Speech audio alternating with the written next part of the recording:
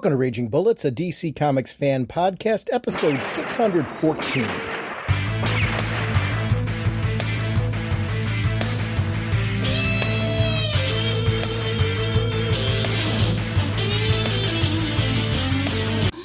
Welcome to Raging Bullets. I'm Sean Whalen, drnorge. I'm joined as always by my co-host Jim, the sensei of the whatnot, the Duke of the Sultan of Strategery, the indestructible bridge-defying, was hoping to hear more news about the HBO Max Bridgeman miniseries starring Leonardo DiCaprio as the sensei, and the elder statesman of the podcast, Segulin. How's it going, eh? Jim, on this episode, we're going to be sharing reactions from Fandome. It's a really in-depth look at all of the news that's spun out of DC Fandome. We are sponsored, as always, by DCB Service at InStockTrades.com. Jim, what is going on over at DCBService.com? We got a couple of neat stuff here. Batgirls, the new series, issues 1 and 2. Both of them are at 40% off, over only $239. Plus, we've got the Batman Long Halloween Catwoman When in Rome Deluxe Edition hardcover. The sequel to Batman Long Halloween, that's 50% off, only $24.99. Thank you, DCBS. Over at InStockTrades.com, they've got some insane deals that are going on over there with amazing discounts. They've got DC through the 80s, the end of eras, and this is a collection of major stories from the 80s that were, as we transition to, we talk about reboots and evolutions of characters and things like that. This hardcover is chock full of them. It's a $49.99 hardcover. It's 65% off, only $17.49. The Batman 3 Jokers hardcover, if you didn't pick this bad boy up, it's a $30 hardcover, $29.99, 60% off, only $11.99. Justice League of America, a celebration of 60 years, that's another $29.99 hardcover. That's 65% off, only $10.49. These are amazing deals. Like, if you haven't shopped around over there, go over to InStockTrades.com now. I mean, there's so many books that are like 50, 60, 65% off. It's a lot of savings to be had there at a time where we're all, I think, struggling, with, finances and things like that, with the pandemic, trying to get, back on square footing. So I think it's great that InStockTrades.com is offering this. So thank you, DCB Service and InStockTrades.com, for continuing to support our show. Jim, this is kind of a unique episode. So what kind of a podcast are we? Well, Raging Bullets is normally a heavy spoiler show, but reality, we didn't do too big on the spoilers on this. We talked in depth on the Fandome. So, one, highly recommend you listen to that, but also sit back and enjoy the show. Let's talk DC Fandome. So, Jim, yesterday the Fandome event happened, and, it was different this year. We had this 4-hour-ish event. It was just shy of 4 hours. And at first I was disappointed when I heard that because of the fact that last year there was this presentation event that went on, but then there was all this additional content that you could mosey through at first. Then I actually sat through yesterday's experience, and I was chatting partway through with, longtime friend Daryl Taylor. He was talking about how last year seemed really long to him. And I was thinking of something like, well, okay, there's a point to this. They've got this tighter event that it was moving. And really, yesterday's event cooked. I thought that they just kept moving from thing to thing. There wasn't a lot of delay in between. I felt like it was a fast 4 hours for myself. So my end result was, I'm like, okay, they did the right thing. I think this was just the right amount of content, and they did the right thing. I have a few gripes, and when I say gripes, they're gripes that I think are pretty much expected. I would have liked more comic book content. But when I say it's a gripe versus it being like this deal breaker for me, I kind of walked in expecting that. So I'm not shocked, because that's been what's been happening at conventions too, right? Your bigger conventions now are less focused on comic books themselves and more focused on the Hollywood use of the properties. So I don't think it's so odd that Fandome, both year 1 and year 2, tended to follow suit. But yeah, I'm a comic fan, so I want more comic content. That being said, the comic content that was there, I was glad to see. But overall, as an event, I really enjoyed the global presentation of the whole thing. As a whole, I enjoyed it. I thought it was good. What about you? Did you like this format? I mean, we both saw last year's comparison. Last year to this year, do you think this was a step forward, a step backwards, or where were you at on Fandome?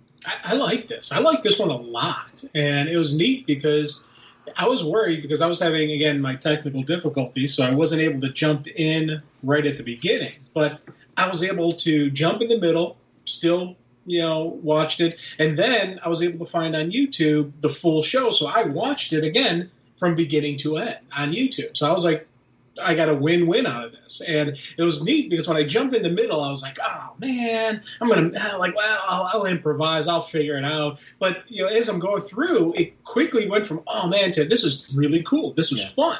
And I jumped in, around the past midpoint, I think, with the Catwoman bit. That's when I initially started watching the live version. And I had to go back and watch from the beginning. But I was able to watch from the beginning. And had I not had all my problems, I would have really loved watching this, through, from the beginning through. I tell you, they did the right length of time because it seemed, on paper it would have seemed long to me, but in reality they kept changing over subjects and topics enough that it kept it moving. And you got to love anything that starts off with the Superman theme. Because come on, it's Superman theme, and their first part was The Rock. How do you not love something that starts with Superman, then goes into The Rock? I'm 100% in on this. Looking forward to next year's. So you talked about the theme for the event, and that was done by Blake Neely, who's the composer for a lot of the current DC TV. They talked about it before the event because this was destination for me. So I was like, I booked my whole day around like I'm going to watch Fandome. So I got up in the morning, got some things done around the house, and then played some video games, and then did some comic reading, and then went and it was really I'm like, this is my Saturday. My wife was working, so I just she works every other weekend, so I'm like, okay, this is like a perfect mix of I can get some things done at home, get ready for this. So I got on it early to make sure I was ready to go. And they had some behind the scenes stuff going on with, and Blake Neely was talking about this theme that was created. And it doesn't just incorporate the Superman theme you're talking about. It incorporates Batman 89 and Wonder Woman, stuff from the current films, current TV shows. I want to see this theme. Because I want the theme actually. Because thematically, what they played more of it before leading into it, like how this was put together. And for a DC fan, it's like just like this geek out of just amazing music throughout the history of DC and media that I thought was just really well put together. So you mentioned that cool opening, and it was great because it started with The Rock, but then went to just a wide variety of people like Grant Gustin and everybody who's been like recently and even in the past associated with DC, really promoting some of the people that were going to be speaking during this. I loved the mashup that they put together. It was cool. Then, Tiffany Smith opened it up, the host, one of the hosts from DC Daily from before. It was great to see her again. And we'll kick into Black Adam. And I mean, I didn't think we were going to be getting, like a small teaser trailer of that. It was cool to see some of the actors talking about, Dr. Fate, Hawkman, Atom Smasher, Cyclone, and just seeing them and the enthusiasm. I'm a big Pierce Brosnan junkie going back to Remington Steele. And when Pierce Brosnan was announced to be Bond, both times that it was announced, like they were trying to get him while he was still on Remington Steele, then they went with Timothy Dalton, and then Pierce Brosnan finally became Bond. I was geeking out. I love him as an actor. So the idea of him being Dr. Fate and then seeing his enthusiasm about it, I'm like, oh man, this is gonna be sweet. The guy who looks like who's gonna be Hawkman looks like he's gonna be awesome in the role. I'm like, okay, more of this film, please. Then they did that teaser trailer where you get to see like Black Adam with that like cowl, the hooded cowl or cape over him, whatever you want to call it. And then the bullets and the fact that he's catching bullets. I mean, it looked so sweet. It's coming out next summer. So it's 7/29/22 that film's coming out, which means probably 7/28/22 is actually when I'm going to see it. When we will see it, because I'm seeing that one opening night. Oh my gosh. I was like, what a great way to open this up with a bang. And I was thrilled by that. But I mean, it's a destination movie, right? Oh, big time. Big time. I'll tell you, with one, I didn't know Pierce Brosnan was going to be Dr. Fate. I don't know if this was the initial time they announced it or if it was announced before, I missed it. So when I saw that, I'm like, Pierce Brosnan, what? Dr. Fate? Oh, yes. And then they flashed the Hawk. I'll tell you, he looked good. Yes, he did. Okay, that's a Hawkman. Then, of course, you got The Rock. Come on. Yeah. Who does not love Dwayne Johnson? Absolutely, favorite, of all times right there. And it's funny, The Rock was Mom's favorite too, and she didn't watch wrestling. She watched The Rock, so, and it's whenever I see him doing stuff, I always automatically think of Mom. And I think Mom would love this, and it's one of those things where I'm sitting there, I'm starting off the show with that emotion going into me. And then you hear him talking how this isn't just a role for him. This is a passion project. And when he gets those passion projects, when he gets those things that he really wants to do, he puts everything into it. And he's one of those guys that, if you've got him saying how he's excited on it, he's going to put effort to it. Pierce Brosnan, same thing. He's one of those kind of actors that when he really puts his heart and you can see when he's got something that he put his heart and soul into. And that was something that really excited me for this movie. That's why I was like, I'm sitting there, I wrote down notes, opening night, underlined, big time, well, and it was funny. This is definitely 100% so excited for this, man. Well, and let's think about this project, because you and I were hearing about this project back when The Rock was an active wrestler. Back when, he had started breaking into acting and was having success. So, back during Scorpion King, all kinds of stuff like that, you were hearing about rumblings of Black Adam being like a passion project of his. So this has been talk about a long time for a project to come to fruition. And now to finally see that not only is this like dream project, it's here. And couldn't be coming at a better time with the fact that Shazam's on its second film, right? So you've established that. You got a Black Adam film coming, which looks like it's going to hit it out of the park, which lends itself to eventually what you really want to see, right? Yeah. Shazam versus Black Adam. I'm hoping that's 3. I'm hoping that's, the third movie in the Shazam series or the second one in the Black Adam series. I 100% want to see those two together. I think, because that's a great story just being told. And, you think about it, he's not going to play Black Adam as just the heartless villain. He's going to play him as the Black Adam that we both love, where he's the guardian and protector of Kahndaq, where he is, yes, he will kill you.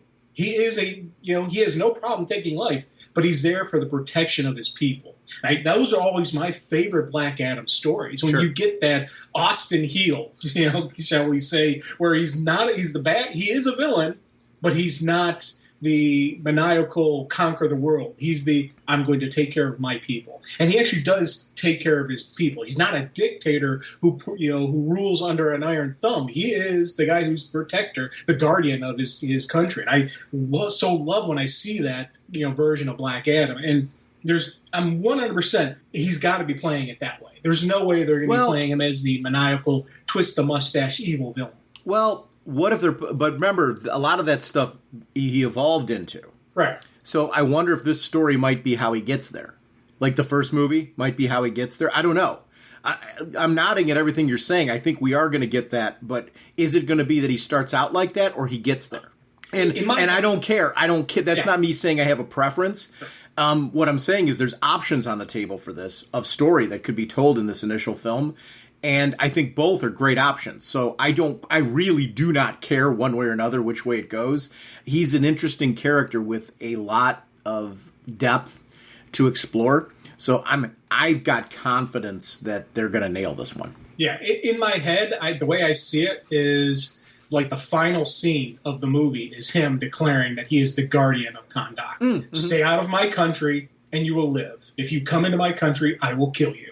That's how, in my head, how I see the story being played out. So throughout the whole movie, he's going to be the villain role, where he's going to be fighting the JSA, and they're going to try to take down this evil guy, this perceived evil guy. And at the end is when he does his turn, is when he does his face turn. He's like, I'm not with you. Stay out of my way.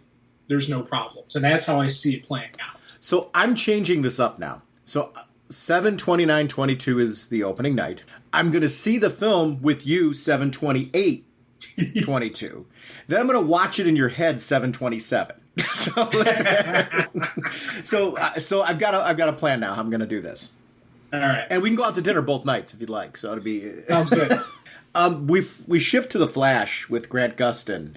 First of all, I love him on screen as Barry, but off-screen as well, his enthusiasm for the character and for the comics, and I love that he's, like, I've been wanting the suit with the gold boots, and and just his whole excitement about that, and then we finally get to see that costume. What'd you think of the new costume? I love it. Dude, that looks good. You know what? I've always been like, hey, I like the costume. I think it looks good. But there is the pop in the boots. And like you, I was so excited. I'm always excited whenever I hear him. Yes. Because, again, he's another one of those actors where this isn't a paycheck. Yes, he's getting paid for it, but this is a passion project. He loves being the Flash. He loves working with the people he's working with, and you see that energy, especially like, him and, Iris. They have this great connection on screen, and they've got to have a friendship off screen because there's no way you can project that well. It's unless they're the greatest actors in the world, you can see the friendship that those two have. You can see that connection that he has with his, castmates. It's really cool to see, and it's, he's infectious. It's like after you're going to hear me say this a lot as we talk about this, by the way. But after seeing this segment, I'm like, I got to watch more of this show. I got to get caught up. I got to watch this. He gets you excited to see the Flash. I'm watching The Flash in a unique way because what I did was last season, I remember I made the jump where I just kind of like, I'm behind, I'm going to go make the jump. But then what I've been doing is gradually going back and watching in chronological order the ones that I missed. So what I actually am tempted to do now is stay current, but then go all the way back and kind of watch the whole thing through gradually. Yeah. Because I love the show so much. It's really a great show and it's uplifting. It's nice because what they're really embracing right now, it's what I got out of this, is the idea of DC being this multiverse of concepts and ideas and themes that really are malleable. And you have stuff that like can be very, very dark and gritty and all that kind of stuff, which I love. I love all that. But then you can have this stuff that is like this great hope and this excitement, and then stuff that is just flat out humorous and fun. Really just embracing, and boy, wow, my underselling just how diverse the storytelling is. And we're going to be talking about it through this because that was one of the things I really did like coming out of this was just how they're not just going and focusing on Superman, Batman, and Wonder Woman. I want that. I want Superman, Batman, and Wonder Woman. I want lots of Superman, Batman, and Wonder Woman. But they're also tackling other properties in multimedia. And I think that's really, really important.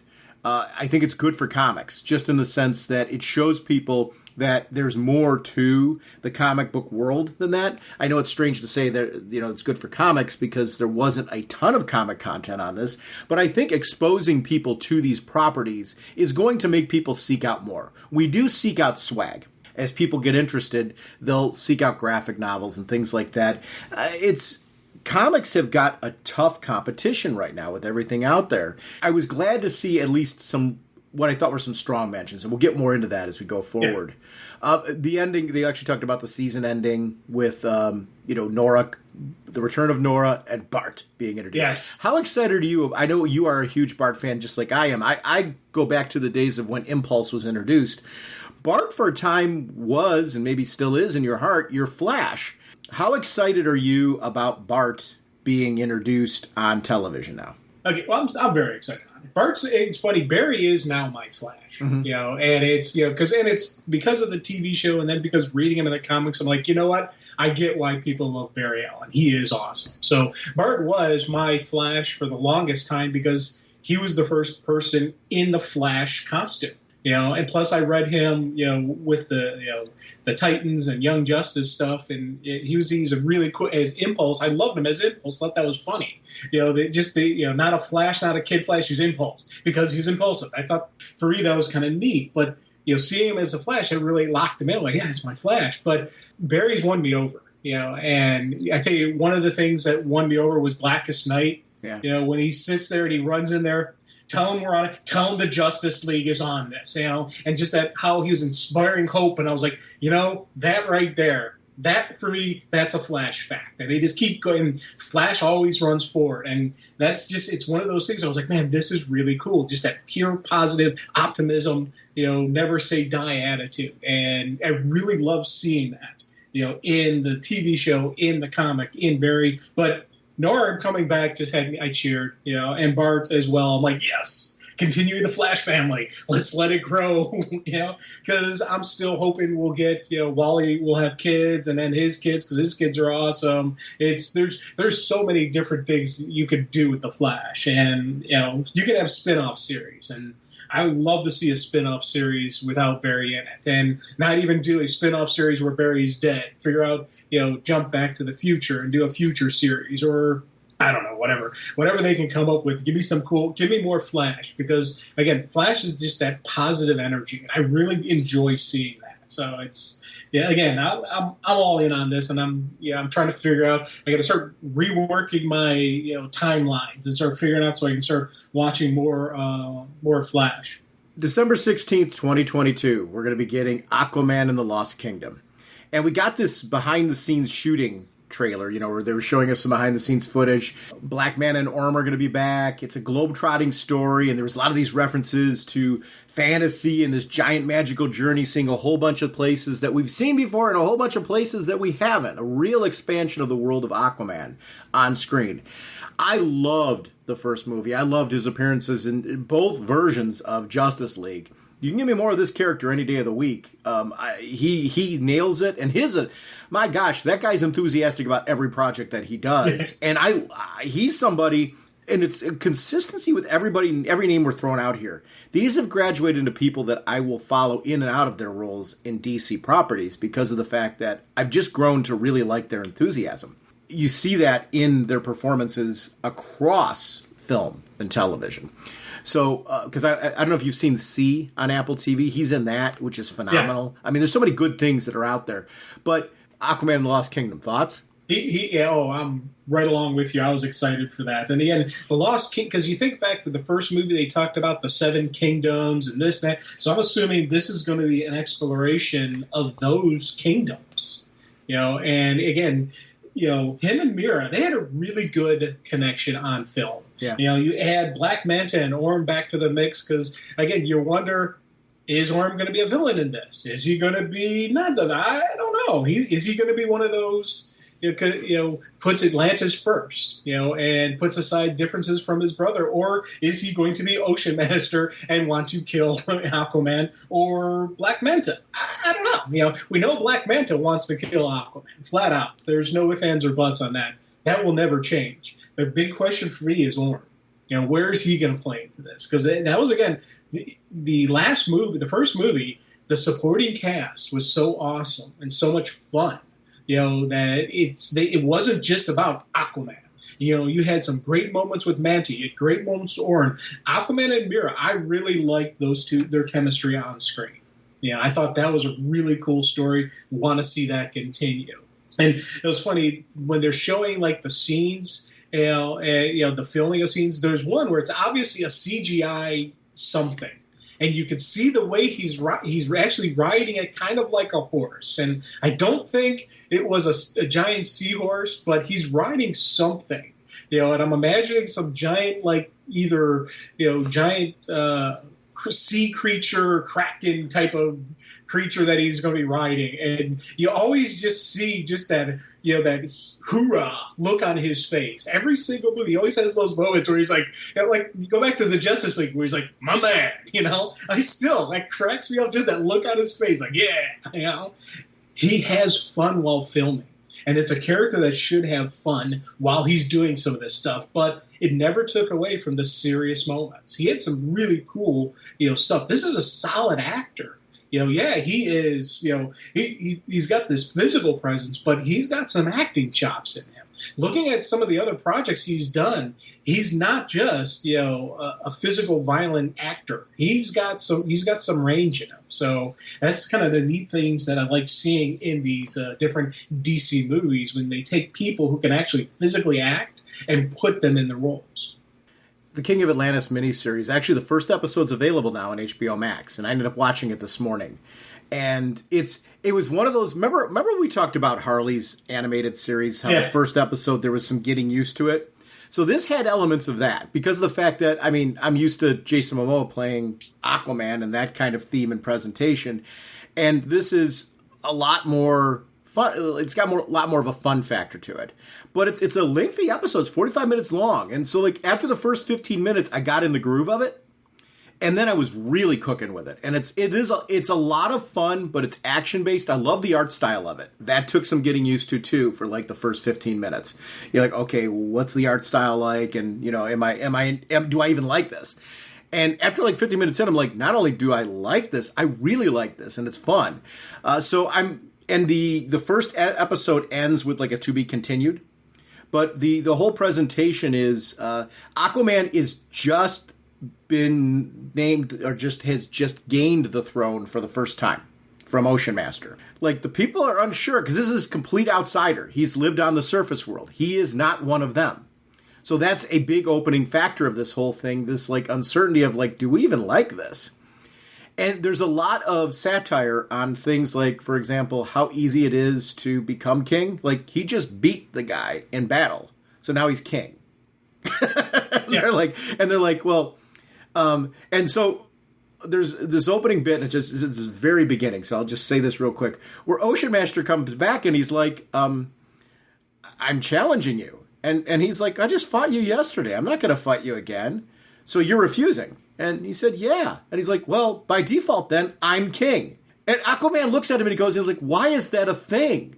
Why does this shouldn't work like that? And there's a point in time to it where he's explaining baseball to Mira. And she thinks she already knows what it is, and she thinks it's a full combat sport. Nice. So it's things like that where there's this satire of, well, that's not really how baseball works. And it's fun. But you take the humor parts out of it, and there's this really cool story where there's a point in time where they've got to deal with this land where it's supposed to be part of the ocean, but there's some magic keeping the ocean from being there. And I'm going to leave it at that, but it leads to Aquaman and Mira literally being fish out of water, trying to deal with this problem. And it's very early on in the story, and it leads to this very, very cool sequence of them interacting with other citizens of what would be Atlantis and of new villain that is very new and unique to this animated series. So there's a lot to like here. And by the end of it, I was like, oh, I'm all in on this. This is great. Whereas the first 15 minutes of it, and I'll say this listening to it, give it a chance.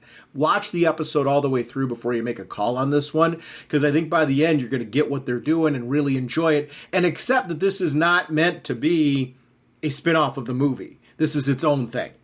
But there are elements of like the movies and the story of what we know in the past in the comics with Aquaman in there.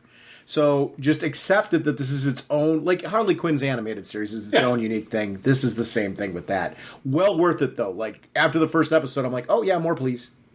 Let's go. And talking to the fish. And that's on Spotify. So we can do that. And so it's kind of a cool thing.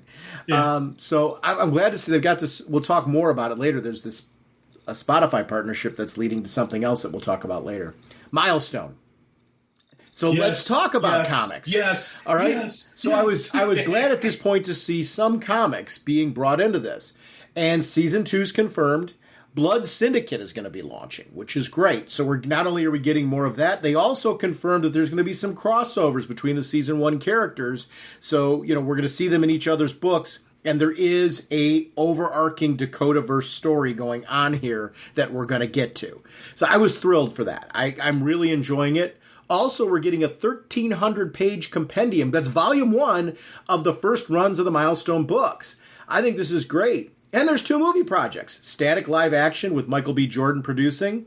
A Milestone animated features also in the works, done by the Hardware writer Brandon Thomas, that's going to feature multiple characters from the Milestone universe. So there's a lot of really cool stuff going on there. And that initiative for new creators. They've got that Ally Milestone Initiative partnership that's going on, where they're offering for, and they're saying it's not just for everybody, anybody. It's going to be for like talent that they see future hope in, writing and art and things like that. Basically, seminars, training sessions, opening the door for young talent, and I'm excited about that because I think there's a great balance going on in comics right now, where you're seeing established creators who are doing things both in and out of the big 2 that are making noise right now. And I think we're going to be seeing more of that in the coming year. Like Scott Snyder has a lot of these Comixology originals. Did you see those?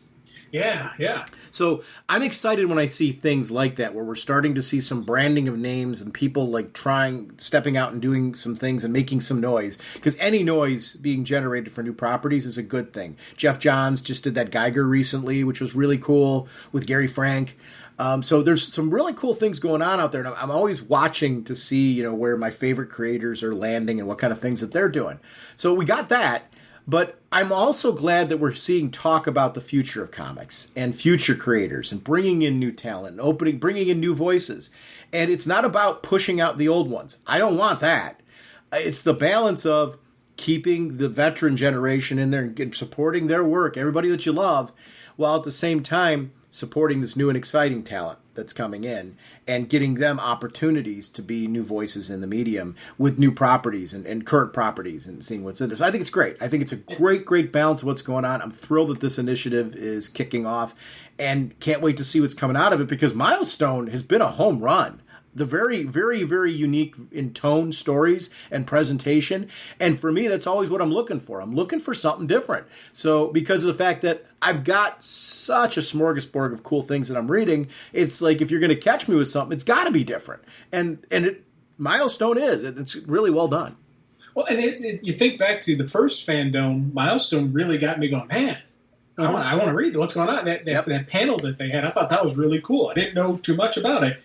Second Fandome, once again, the Milestone segment has me really motivated and wanting to read this stuff. I'm really looking forward to the Blood Syndicate. Again, I have read absolutely nothing on the original Blood Syndicate. I have no idea what it's going to be about, but I'm all in. Just hearing them talk, just hearing them, them say how the longtime fans of Milestone have been saying, "Hey, when's this coming?" Well, it's coming, and I'm like, so I was excited right along with them, having never read the stuff before, but.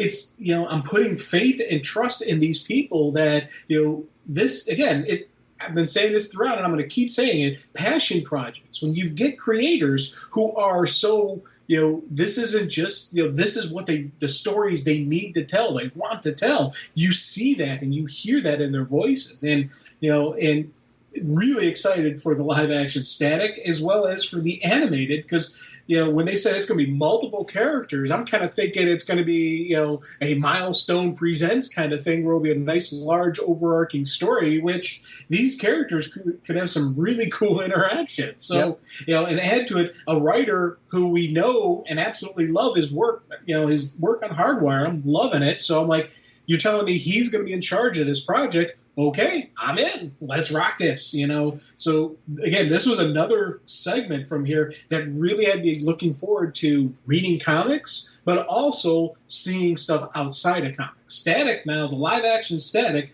is now on the list of movies that I'm going to see, in the theater. So that's another one of those movies we're going to get to see.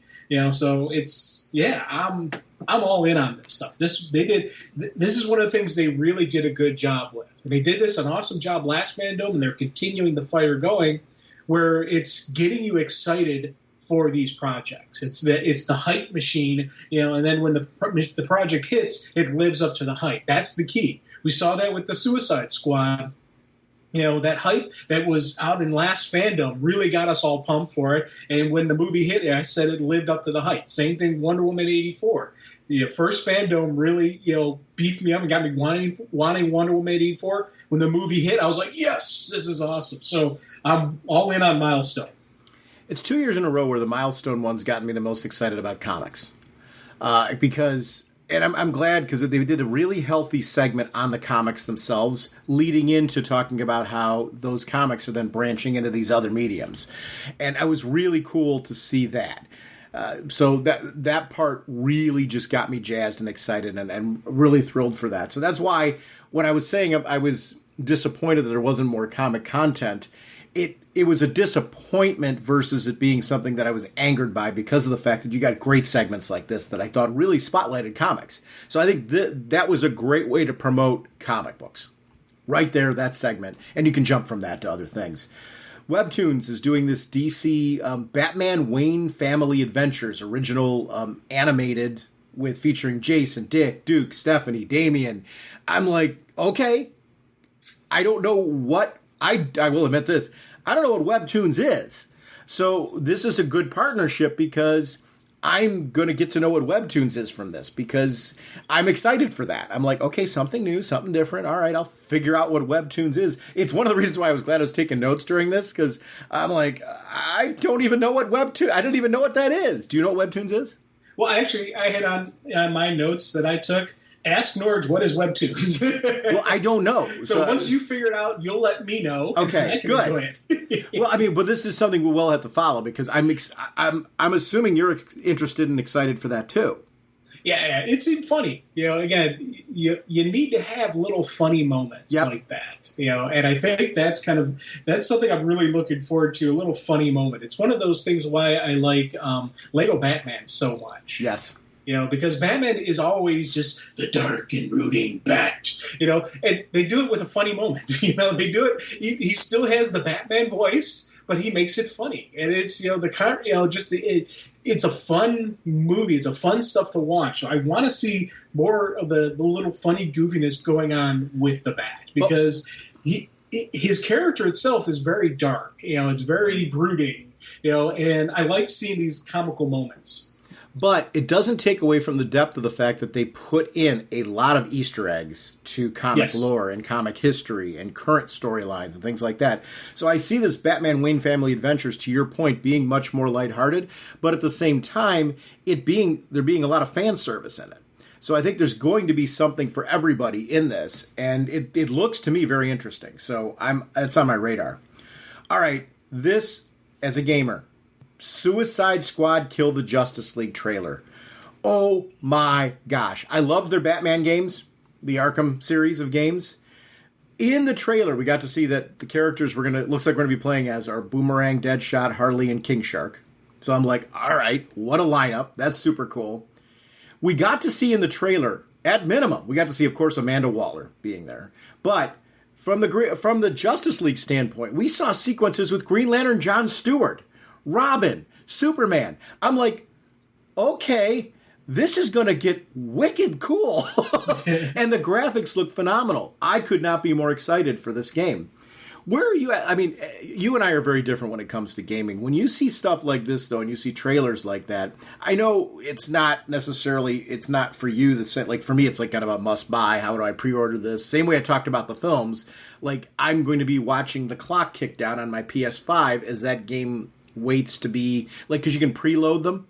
So there's actually a clicking timer when a game like has been pre-ordered that lets you know when you can actually play it. When it'll actually that lock will click, and it'll be a midnight type of thing where like all of a sudden you can actually play the game. That's going to be one where I'm playing the second that I'm able to play it because of what it is. Where are you at with that kind of stuff? Because I know you and I are very different with this.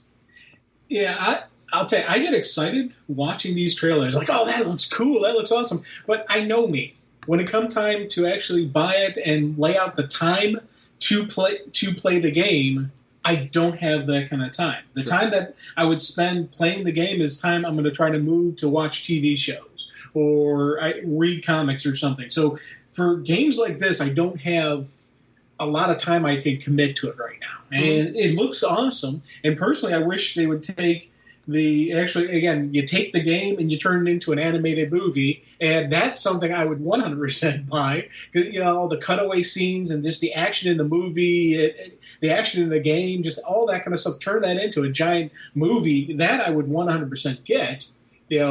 But the actual physical playing of the games like this.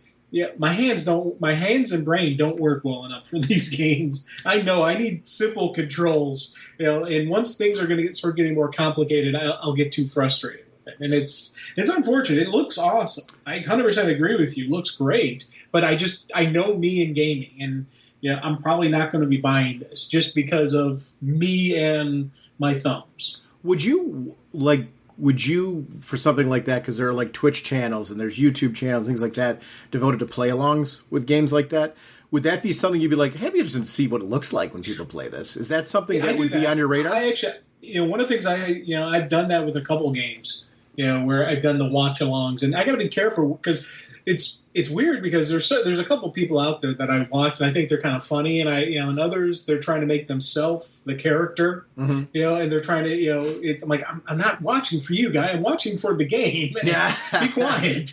So there's a couple people out there that I think are fun to watch. Like the game I play a lot of Astroneer. I started playing it because I was watching the guy play it, and I was like, the controls don't look too complicated. I think I can handle this one. And that's one of the things I do before I buy a game. I'm like, okay, what are the controls? What's he doing? Okay, what are they doing? Oh, okay, I can handle that. So one of the things I will do with Kill the Justice League is I will watch a couple people play it, and I'll see how easy the controls seem to be.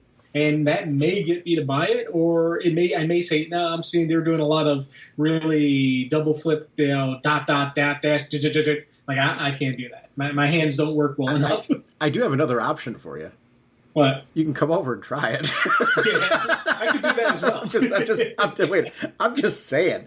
Because it'd be fun to talk about it, actually. We do a little podcast. Which actually I think that's honest, though. I mean, what you're saying is it's not that you're not a gamer. It's that you like certain types of games and there's a certain type of control that you prefer and you're looking for a certain kind of experience. So there's nothing wrong with that. It's you know who you are. It's kind of like comics, right? I mean, not every comic is for everybody. Not every game is for everybody. So, I mean, honestly, when it comes out, you should come over because I think it'd be a lot of fun. I mean, or I'll bring PlayStation over to your place and one way or another, and we can kind of mess around with it. Because it'd be kind of fun to talk about it from that honest perspective because we are different kinds of gamers. So it'd be fun to talk about that. Peacemaker HBO Max miniseries. I got to tell you, I went from being mildly, and when I say mildly interested in this, obviously they have me at the fact that they're doing DC spinoffs. But not much was known about this other than that we were getting a Peacemaker miniseries. And I heard about this before seeing the movie. So before seeing the movie, I was like, oh, all right, that's interesting that they're doing that. I'm sure it'll be good. I'll end up watching it. But I wasn't like jonesing for it because I hadn't seen the movie yet. Then I saw the movie and I'm like, wait a minute. Not only was he in the movie, but there's a teaser in the movie for what could potentially be the series. Now I'm really interested. Then I saw this trailer yesterday and I'm like, oh man. Not only do I hope there's a season 1, but I hope there's a season 2. Like, I want more of this.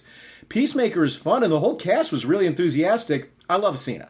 And Cena there's something about his interactions with people that get me excited for things, too. And I see his career kind of taking off, because I saw him in the Fast and Furious movie. I really liked him in that. I liked him in Suicide Squad. He's branching into the whole acting thing. There was a direct-to-Hulu movie that was done recently. It was a vacation one, and I forget the exact name of it. I'm poorly doing this right now, but it was a direct-to-Hulu thing that was on, and it was funny. And I ended up watching it. I forget the name, but it just was released recently. Really, really good, and it was funny. It was a great at-home Sunday afternoon watch, if that makes any sense at all. And I'm not insulting it by saying that. There's some of those movies that are just like comfort food, and that's what it was. It was a great comfort food movie. So he's somebody that, like, and I watched it because of him. So it wound up being a great movie.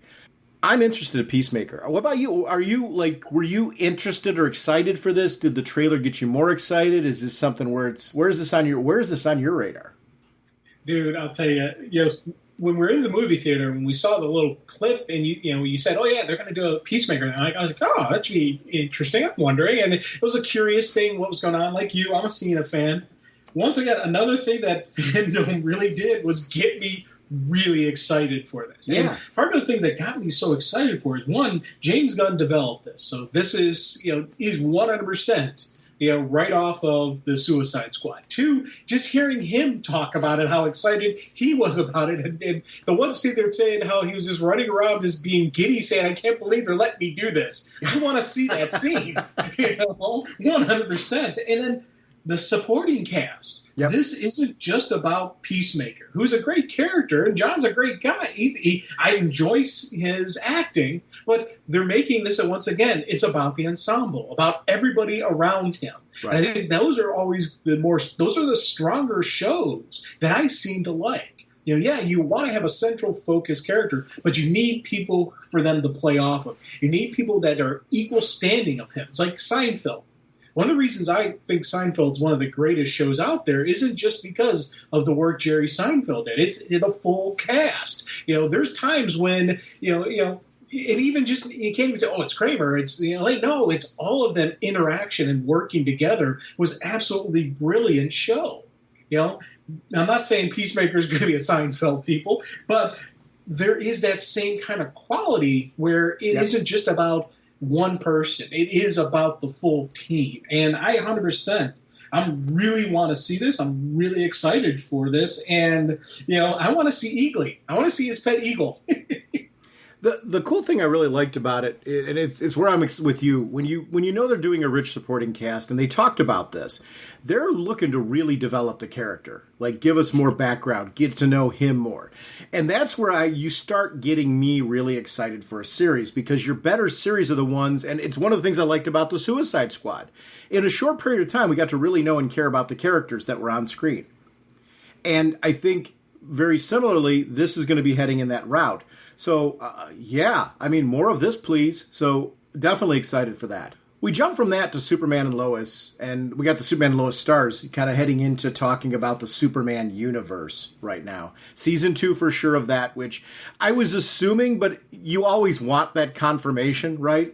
Yeah. And we got to see the behind the scenes on the set of the Kent farm, inside the farm, to them talking about how, I love how the staircase goes nowhere. Yeah. and just them talking about scenes they shoot indoors, outdoors, some of their favorite scenes. This is a show that you and I are both big fans of Superman TV. I'm actually right now chronologically going through and watching the George Reeves Superman. Do you own that? The Original Adventures of Superman? Do you own it? I think I do.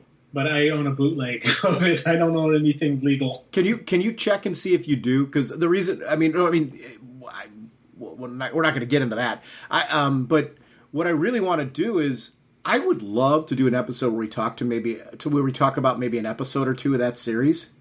Okay. Just to talk about because we've never done it on the show. I'd love to talk about that, maybe a classic movie serial at some point in time, because I've been watching chronologically through the George Reeves Supermans. And they are so good. It's a very different show than like some of the stuff we were watching, like Lois and Clark, which I'm a huge fan of, just like you are. Smallville, huge fan of, like you are. We'll talk about more of that later. But I love these shows. This is in that category. I'm really loving the Superman and Lois show. And I love the kids. I love that they've embraced the idea that there's a multiverse. And Jim Lee references later on, where the fact that the John Kent that's in comics is different than the John Kent that's on Superman and Lois, and that's the cool part about the DC multiverse. I couldn't agree with him more, because I'm glad they're embracing that now, because I think that was a limitation they were going through for a while, where it was like, you can't have Batman here and Batman here. You can't have Superman here and Superman there. Absolutely wrong. Embrace it. And I think the fact that they are, I think that had me more excited at this Fandome, because they were talking about just the wealth of stuff out there with these characters. And that show, I don't know where you're at with Superman and Lois. I'm assuming you're where I am. It's one of my favorite shows right now. It's really well cast, really well done. I love seeing great Superman on TV, and I love seeing a show that I think is accessible to a much larger audience of people that probably aren't reading comics, but are interested in the properties, been interested in films, things like that would jump onto that show, and it's got an accessibility point for them. I'm glad there's season 2, because it's just I think that show's fantastic. Oh, big time. You know me, I'm 100% all in on that show. It's absolutely wonderful. And I think, again, I love seeing Clark Kent stories, Superman stories, and Lois Lane stories. I love seeing the fact that we are getting not just Superman. I love Superman. I love the dun-dun-dun moments, but I want to see Clark Kent. I want to see him dealing with his boys, him and his wife, and just the interaction. And again, Lois, she's absolutely wonderful. The actress is absolutely wonderful. 100%, I'm full on that show. And it was neat seeing the little behind the scenes stuff. And it got me thinking, like, oh, yeah, they do a lot of scenes at that table. Oh, okay, that's why those are, okay, yeah. It was kind of neat seeing kind of an understanding of why so many scenes are done around the dinner table. There's only really the dinner table there. Supergirl season 6. One of the things I thought that they did really well with this one, because it's the final season, they did this kind of round table with them, with just hanging out. And I loved this because as a fan, I was geeking out. I felt like for a moment we got to just hang out with them, right? Yes. And they were just reminiscing about the show, working together again. It was great seeing James Olsen back again, their Guardian back on that show. And just the whole cast hanging out and talking about what it was like to work on that program, what it was like to work together, how important that. I'm not surprised on these shows that you see these moments where there's clearly, whether they have really deep friendships off the set or not, it's when they're there, it's a really cool working environment. And most, if not all of the people seem to really get along well. It really is translated on the screen with the product that we get. And it was cool for us to have that moment hanging out with them. I thought that was a really well done segment and something you didn't have to do because you're promoting a show that's really done, at this point. And yeah, you could say, well, they're promoting the 6th season set, so you can buy it. Okay, yeah, but there's other ways to do that. You could do that with a quick trailer. This was fan service, and I thought it was really well done and really well placed, and I was glad that they handled that way because I love that show. And I liked the opportunity to feel like we were sitting in a DVD extra of them hanging out talking about the show. We got to hang with them for a little bit. It was a nice break from everything else, if that makes any sense. Yeah. This show has so grown since its beginning, and all of them did. Arrow, Flash, Supergirl, all of them have really grown. And it's one of those things where I was like, this was a really neat tribute to the show. And it was something that I was very happy we had this in here.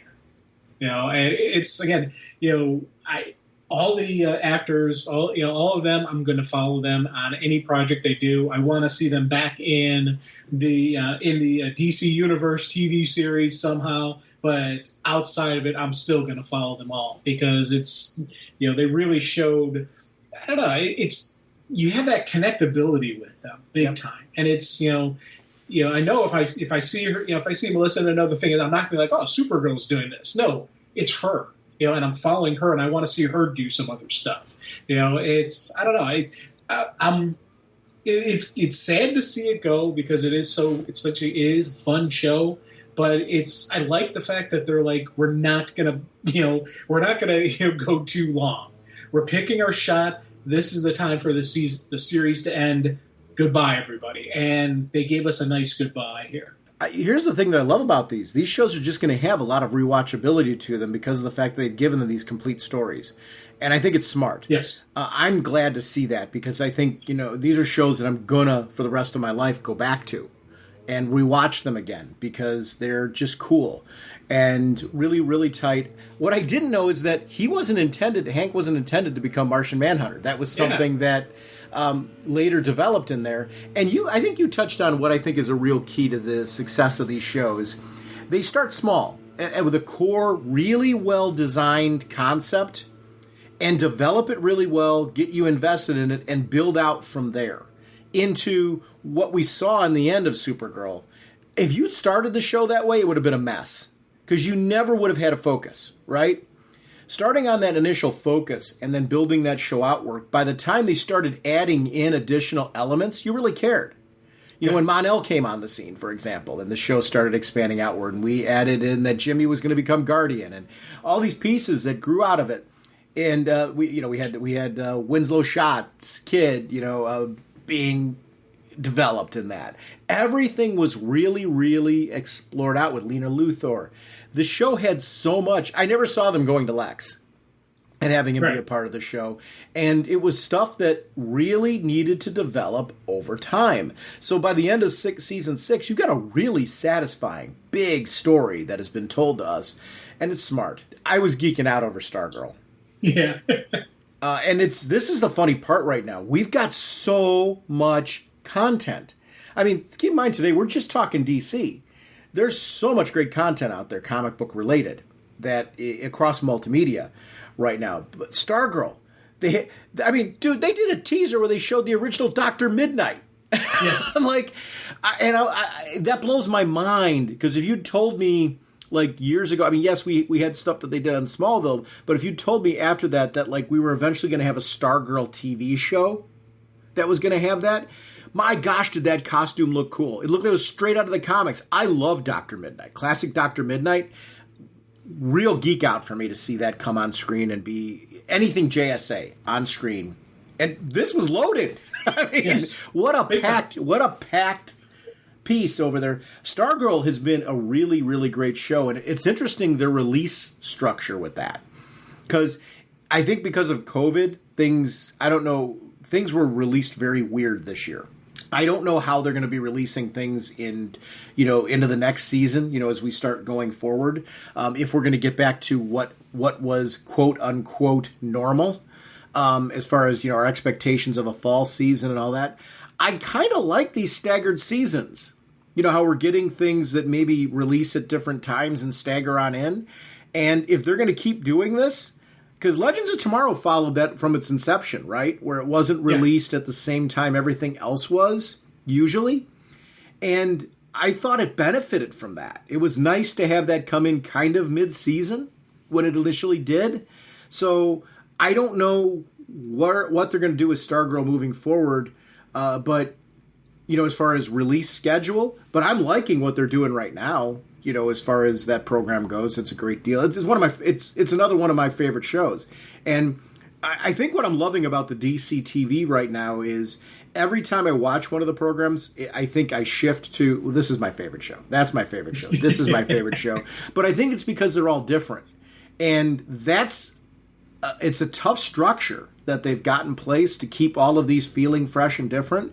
They've managed to really embrace what makes each of these properties unique and make some very different shows. Because I can watch an episode of Superman and Lois and then jump over to Stargirl, and it does not feel like it's the same show, but yet you can see how they're part of the same larger tapestry, if that makes any sense. And it's really, really important that they keep it that way.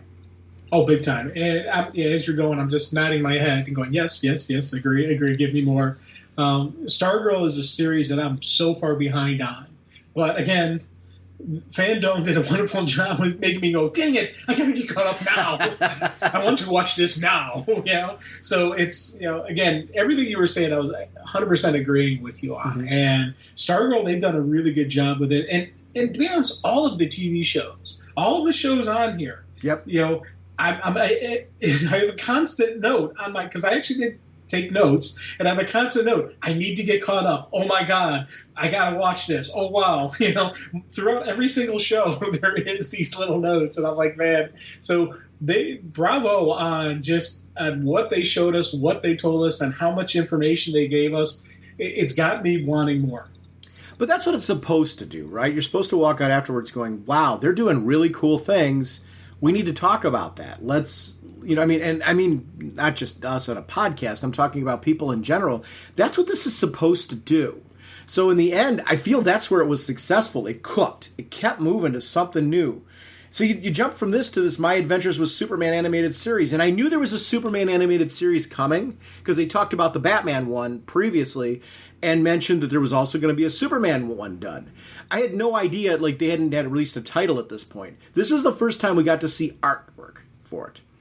I am excited for this. It's going to really focus on Superman and his relationship with Lois and Jimmy, and it's going to be like a fresh take on that. The art style, and I'm an animation fan just as much as I am a big Disney junkie, classic Disney junkie, but I will actually say old Warner Brothers cartoons, classic things like Johnny Quest, stuff like that. I love animation, old Filmation, stuff like that. I really, really grew up being a big fan. Saturday morning cartoons were my bread and butter. So the idea that we're getting this resurgence of animation and a mix of, we're getting more hand-drawn coming back in, and a mix of that hand-drawn and CG and stuff like that. I'm glad to see much more experimentation with what's going on. So this art style really, really looked sharp to me and felt very contemporary, very current. I was glad to see it. I'm excited for this. What about you? Where are you at? Dude, I'm actually looking forward to that. I thought that was kind of neat. It's one of those things where I had no idea it was coming, but you had me at Superman. So yeah, I'm Superman, and animated stuff, it's one of those things where I don't like actively pursue it, but when I see it, I'm like, oh, that should be neat. Let me give it that a watch. I really enjoyed the different animated series that we've had, so I'm in. We jump to Jim Lee, who's talking about Superman in comics, and he's talking about the Action in Comics and Superman World Saga event that's kicking off in Action Comics 1036, October 26th. And we're going to talk about that one on the show because that's the big thing that Future State's been building to.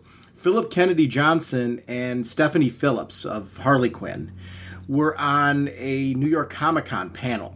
And it was one of the panels that I'm still making my way through the New York Comic-Con panels, but it's one of the panels I watched. And it wasn't a DC panel per se, other than they were current DC writers who were paired up there. So they were talking about their writing both in and out of DC, which was cool.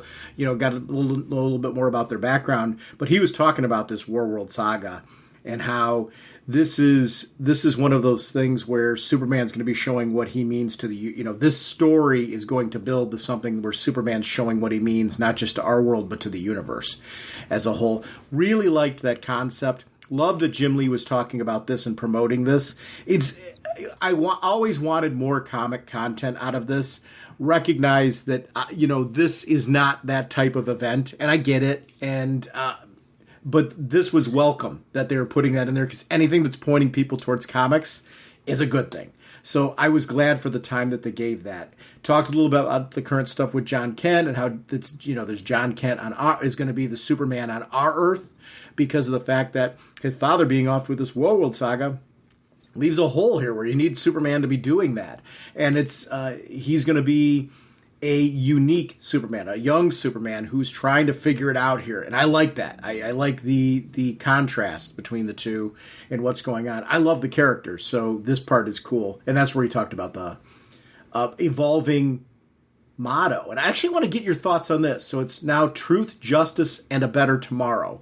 What do you think of that? Because I know you're the big dun-dun-dun Superman guy, as much as I am. I mean, I always, I'll say that I'm more a Batman guy than a Superman guy. I'm really not, because growing up, the Christopher Reeve movies, when they hit, changed my world. And I mean, we're going back in the 70s. So for most of my life, I've been just as much of a Superman guy. And honestly, that led to my love for him in comics and everywhere else were those movies.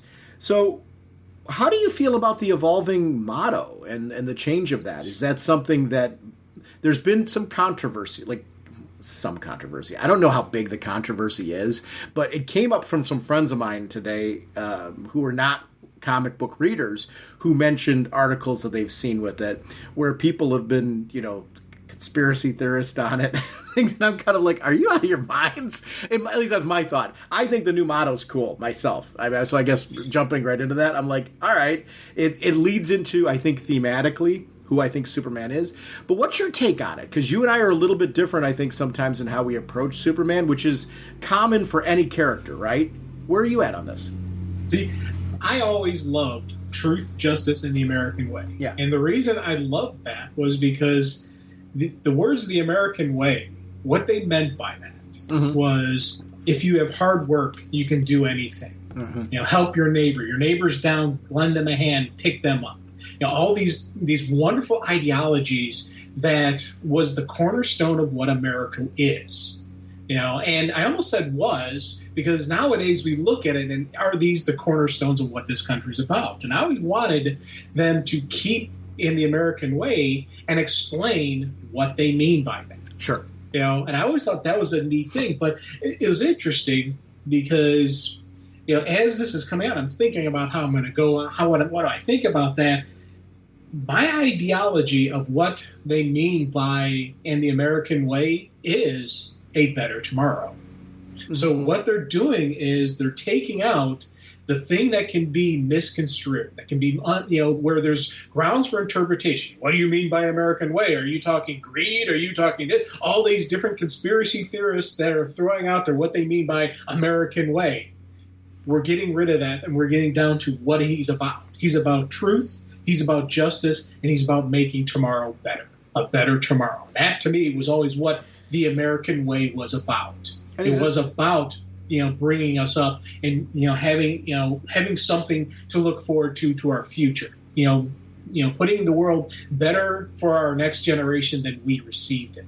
That, to me, is the ideology of what the American way is. So with them changing this, I have absolutely no idea. I have no issues with this. The reason, to me, they're still saying the same thing. They're just using different words to explain it. I've always said Superman isn't just this physical image that I have in my head. It's a character. It's a persona. There's something, you have to have that quality in him to call him or her even Superman. You need to have that quality. This motto 100% sticks with what I have in my head as Superman. So me personally, I have absolutely zero issue with this. And it's kind of neat because right now they're getting rid of the controversy. What is Superman about? Right here. This is what he's about. Truth. He's about justice, and he's about making things better for tomorrow. Perfect explanation on who, at his heart and soul, Superman is. And that's Superman, whoever puts on the big red S. You're now obligated to these three principles. And I think that, for me, is an absolute wonderful statement on that. It also takes that man of tomorrow, which he's been called for so long, the man of tomorrow, and clarifies what does that mean? Like, what is the man of tomorrow? And he's a symbol of a better tomorrow. So that's what all of that means. So all of those things, like, here's the thing, you could still use the American way in the comics, but what does the American way mean? That he's striving for a better tomorrow. What does man of tomorrow mean? That he's the man who's the symbol of a better tomorrow. Cool. All of these things can still be used in the comics, if a writer so chooses. I think this motto clarifies those pieces too. And I'm with you on that. I think the piece that, it was funny, I was in a debate with a friend of mine last night into today about this very topic. He was talking about two people that he got into an argument with over it. And he's not a big comic book reader. But, I told him, I said, here's my problem. There's people weighing in on this that don't read comics that are sitting here and saying, oh, how atrocious it is that they're changing Superman. And they don't understand the history of the character, the history of Batman, the history of Superman, the history of Wonder Woman. These are not the same characters that they were in the Golden Age. They didn't just stay put.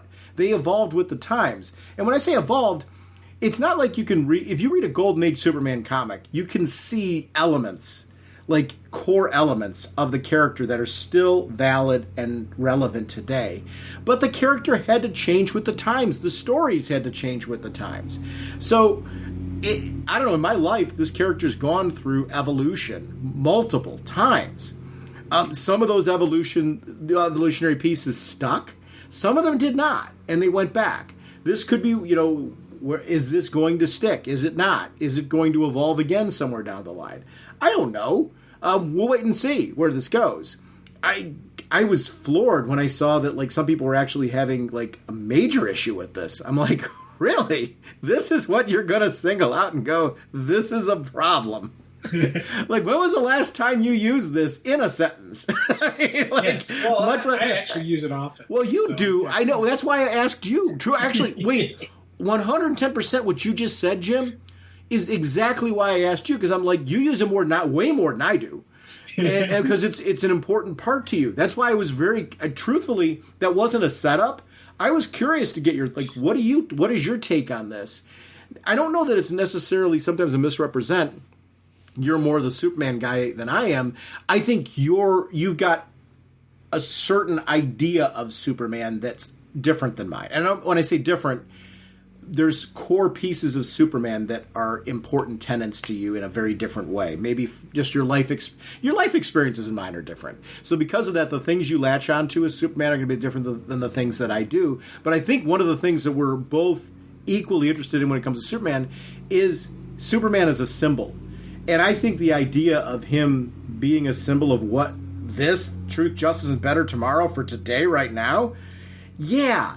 I almost think the people that were being crabby about this are the ones that are validating my thought process. Yeah. I'm like, yeah, no, I want him to be a symbol for this because your anger over this is part of the problem. And I'll be honest, I understand why people... I can't understand why some people would have issues with this, but I'll be honest, I 100% don't think this is a slap in the face to America. No. I think what this is a clarification on what he meant. Mm-hmm. Think back to when Truth, Justice, and the American Way first came out. It didn't come out last year. It's been around forever. And back when the American way was looked at it a certain, it had this certain connotation to it, and maybe back then they could have said a better tomorrow. And as you said, he has always been called the man of tomorrow. There's so much more that, Superman could really do in the world. And it's, he tries to inspire by hope. And he is that pillar of everyone wants to be Superman. Whether you're a comic book reader or not, if someone says, my name's a Superman, that's a compliment, and you get that connotation. Think back to the Bugs Bunny cartoons, when, Bugs would eat the energized carrots and he becomes Super Bugs. He'd have a big old red S on his chest. Why? Because we want everyone thinking Superman. There's so much more that Superman transcends just what we're physically seeing on the screens, what we're reading. Outside of the world, the statement of Superman is just this dun-da-da. We all get that, even non-readers. So I can understand people, having an issue because it was Superman in the American way, but it's not an insult on America. It's not an insult on the American way. It's a clarification. It's a declaration, a statement of purpose. And I think for me, that is something that was really neat that you have in this now. Let's, push aside any room for interpretation, anybody who could possibly corrupt what you're talking about. Because maybe people are out there going to say, well, it's an American way. That means Superman's anti whoever America's fighting. No, Superman is not a government agent. He isn't going to go out there and beat up whoever is the U.S. is involved in a skirmish with. Why? Because that's not the ideology. It's truth, justice, and a better tomorrow. It's a much better explanation on what he stands for. So, again, I am all in on the change. I think it's kind of neat, and I'm curious to see them, continue on with this. And who knows? Maybe down the line they may add to it. You think back to Hulkamania, had the three, principles of Hulkamania: work hard, say your prayers, eat your vitamins. I love that principle just because, not one, I was a Hulk maniac, but two, just that notion of that you can accomplish anything in life as long as you work hard, you say your prayers, and you eat your vitamins. That right there is a really cool statement on what you can do with life. To me, truth, justice, the American way is the same kind of thing, where it's not just, that was the statement to let people know, if you want to be a Superman, if you want to be that person who excels and that person that people want to be like, here's what you got to do. Well, we had a little corruption, we had a little clouding. What you mean by American way? What do you mean by that? Well, now there is no question. You want to be a Superman, you got to be for truth, you got to be for justice, and you got to be for making the world a better place, a better tomorrow. Truth, justice, and American way wasn't always a thing in the comics either. Right. I think it actually came from the radio serials, if I remember correctly. And I'd have to look back, but I'm kind of throwing that out. I mean, it was something that was part of an evolution of the character anyway. You know what I mean? Where the character evolved. Now it's been for a lot of, since the 40s. It's been a long time, but there's nothing wrong with that continuing to evolve and being explained and going back and looking at, well, what did we mean by that? I think you're saying this really well. It really is going to the core of what do we mean? What is this character supposed to be a symbol of? And I think that evolution is going to be a thing. It may cause a further explanation of this down the road, or further change, or will this stick or not? I don't know. It's like anything that they try. You don't really know, are these things going to stick or not until they actually throw it out there. But this is normal for these characters, for these kind of evolutions. Not all of them stuck over the years. So Mashika was doing these hats, and they did that as kind of a side thing. And I'm a ball cap kind of guy. I mean, so it's like when somebody says hats, I'm like, oh, that's cool. I'm glad. I like seeing partnerships because I'm like, well, it's another way for people to do their own stylized swag to them. I've always seen things at conventions and seen people representing themselves in ways that are unique to them and to their style, and being able to have more availability. I'm going to say one thing, though. I'm going to correct myself. The Clark Kent newspaper reporter hat is badass. Yeah. It looks just like the one from the classic comics. Did you see that one? Yeah. It's $750, but it is that's a hat. And I'm sitting there, I'm like, oh, wow, there's actually one there that I would get.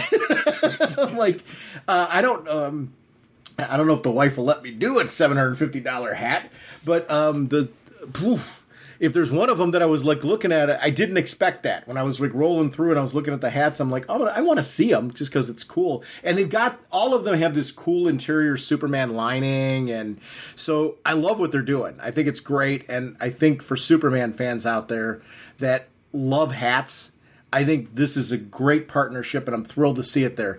It's not really my thing. I'm not a hat guy other than, like I said, typically ball cats, except for this Clark Kent one. I'm like, why would I wear that?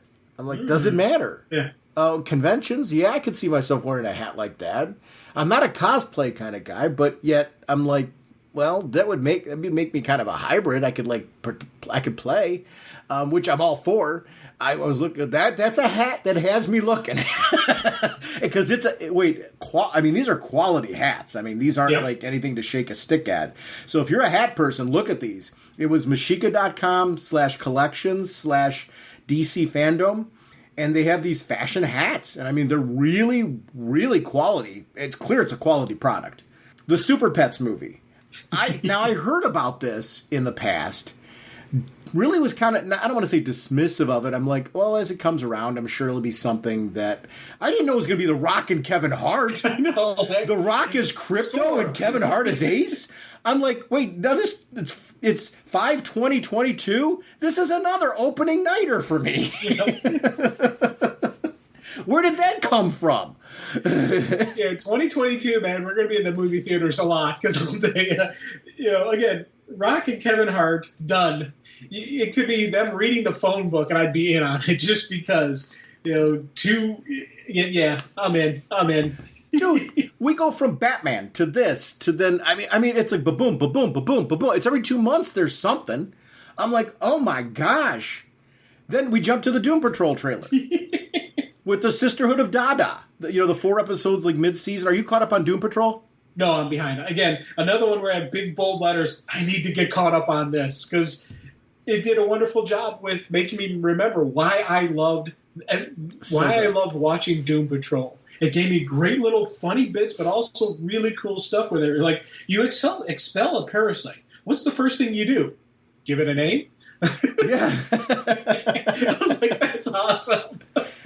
I love that Doom Patrol embraced the comics and the wackiest of the Doom Patrol comics. And really, when you say wacky, it's not just wacky for the sake of being wacky.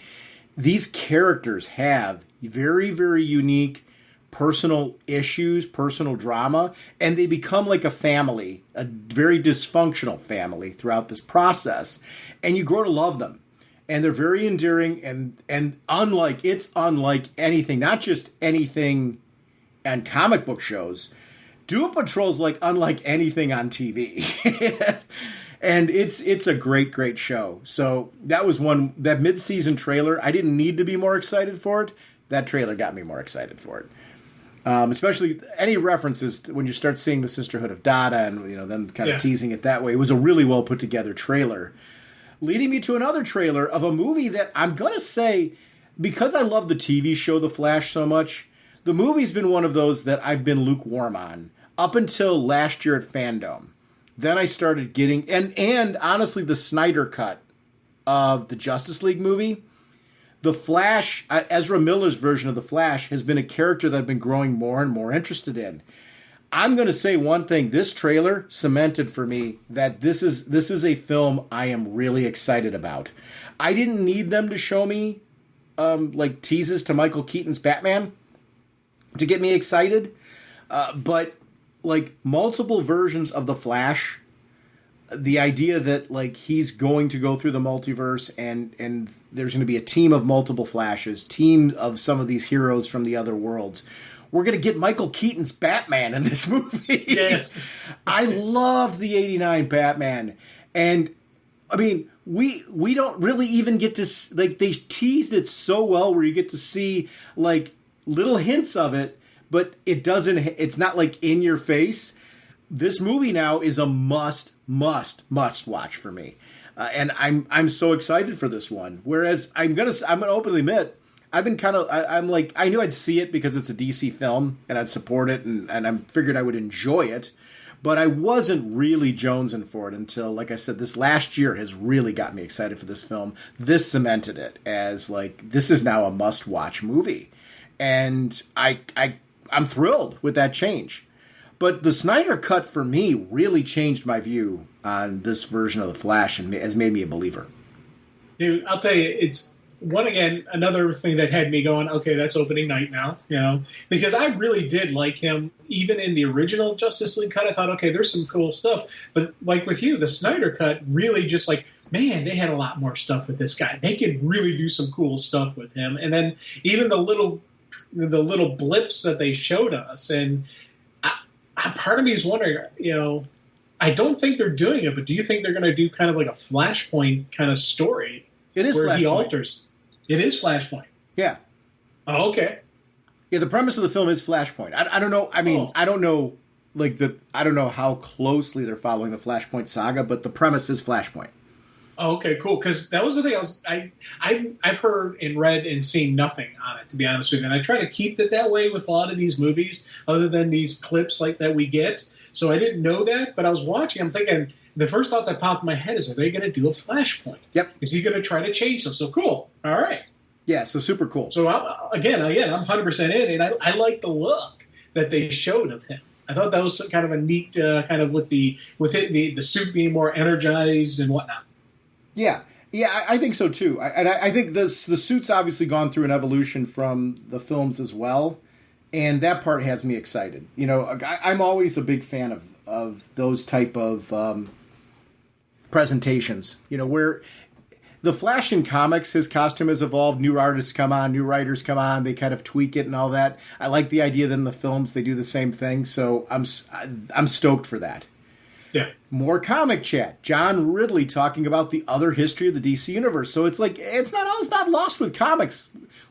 And this was, I think, a really good series to talk about because I think it's a series that would be flying under people's radar, but people should be reading it.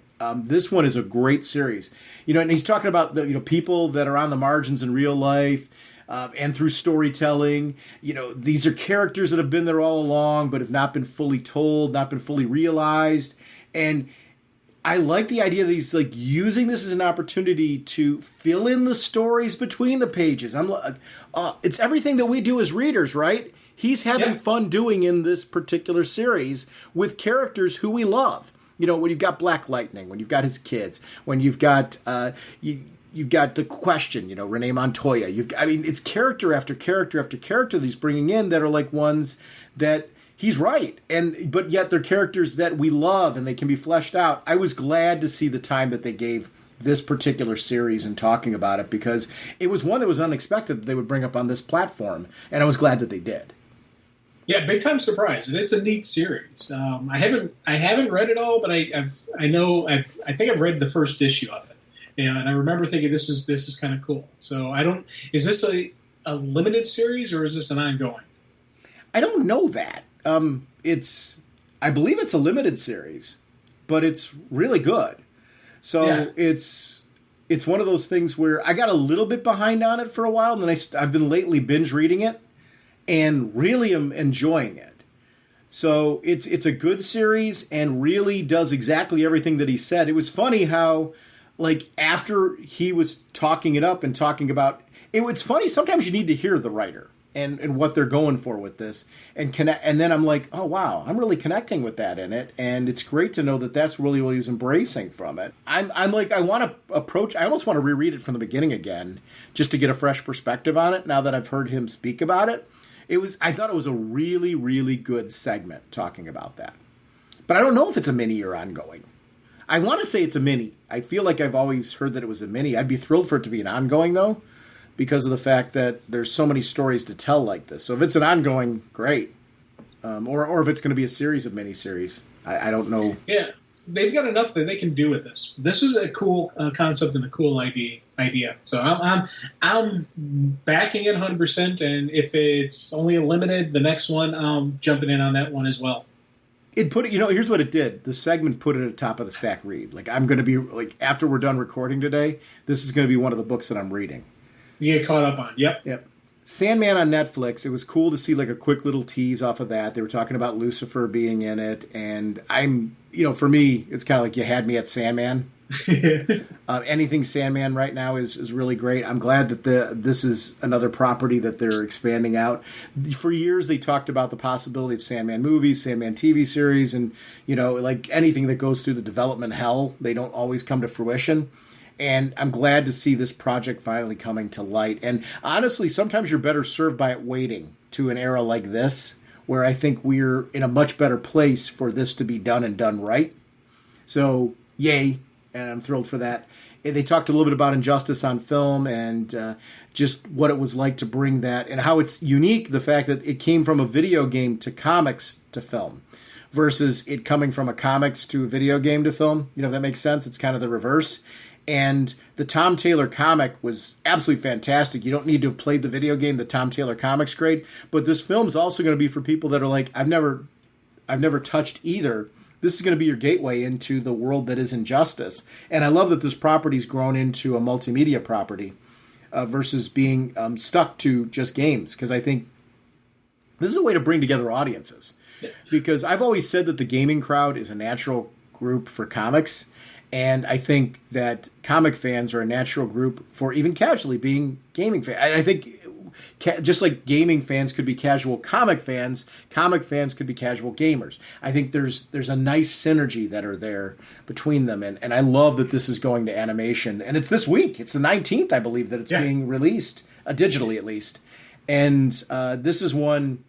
Is this one of those that like you are interested in seeing the film and one we can talk about?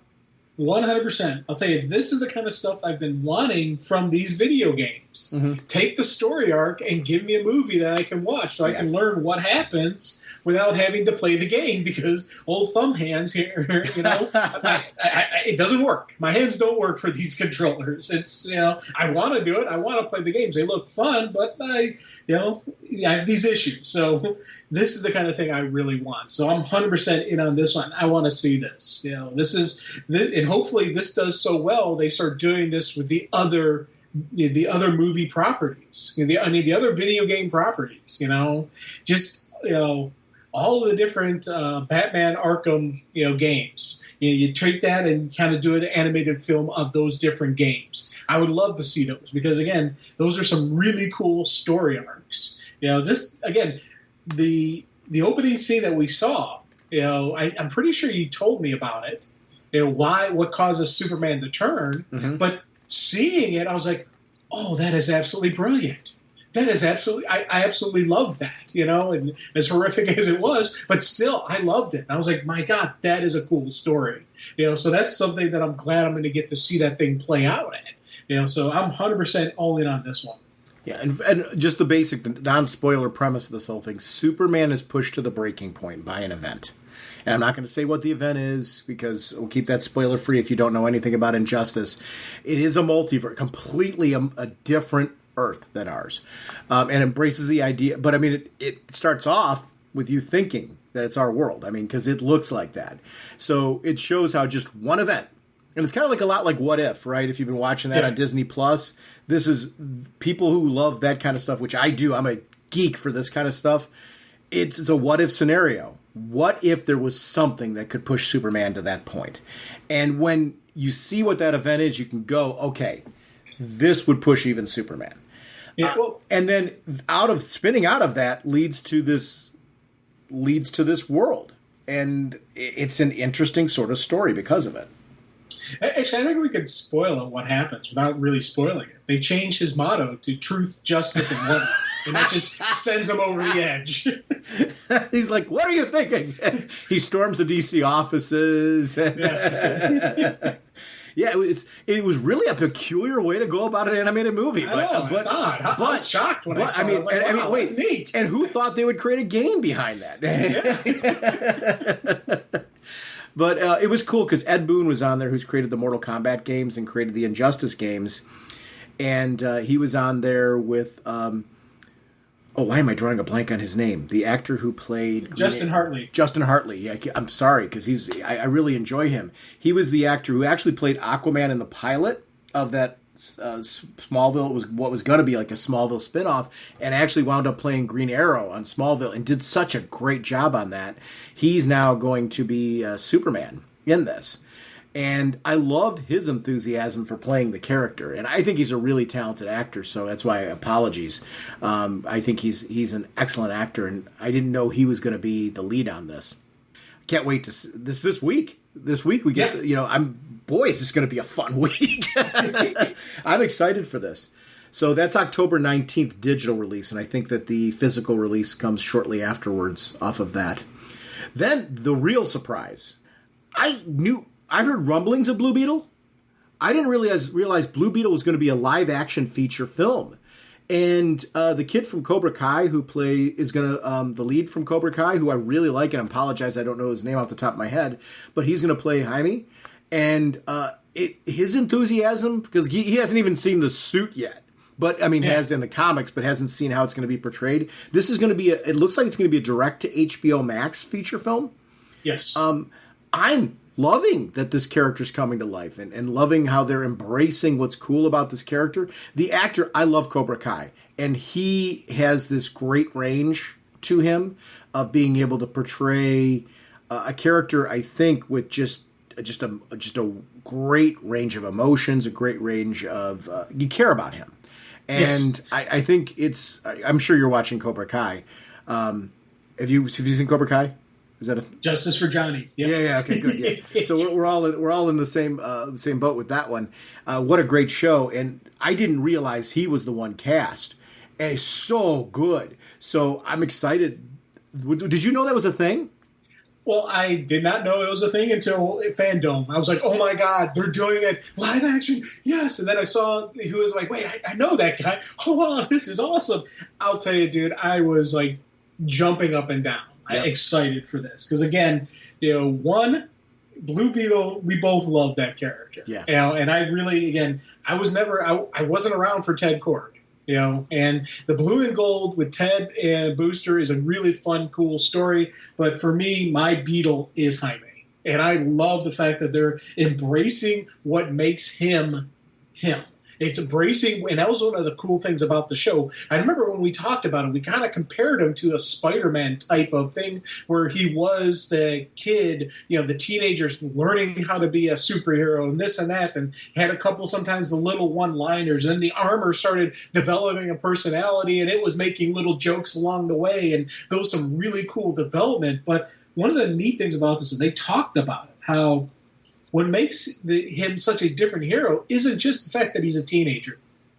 It does make it the fact that he's his family, his culture. They have their own ways of handling things. And I love the comment they made about how, with all the other heroes, they have the secret identity that they keep from their family. Yeah, try that. Just try keeping a secret like this. That ain't going to happen. And I was like, man, that is awesome. And so, again, I really, really want to see this. This is going to be one of those stories that it's, just from the what little we saw, this isn't just going to be about Blue Beetle.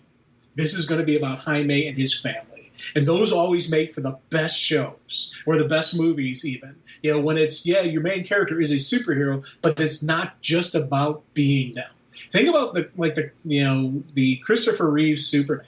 Yeah, he was Superman, but it wasn't just about Superman. It was about everything that Clark went through, all the cool stuff about Clark developing, his own persona, his own everything everything out of the costume was some of the neat stuff in the Superman movies. I think we're going to get a lot of neat stuff out of the costume with Blue Beetle, and I'm really looking forward to that because, as you said, the actor, he's shown some really cool range at a young age. So again, we've got somebody who's got some solid acting chops, who is playing a superhero character, who's going to have that emotional range, who's going to have those little quirks and that personalizing. And I love the fact that, he's, again, another one of those people who went out and he's read everything. He's reading, he's studying, his character. So I'm like, yes.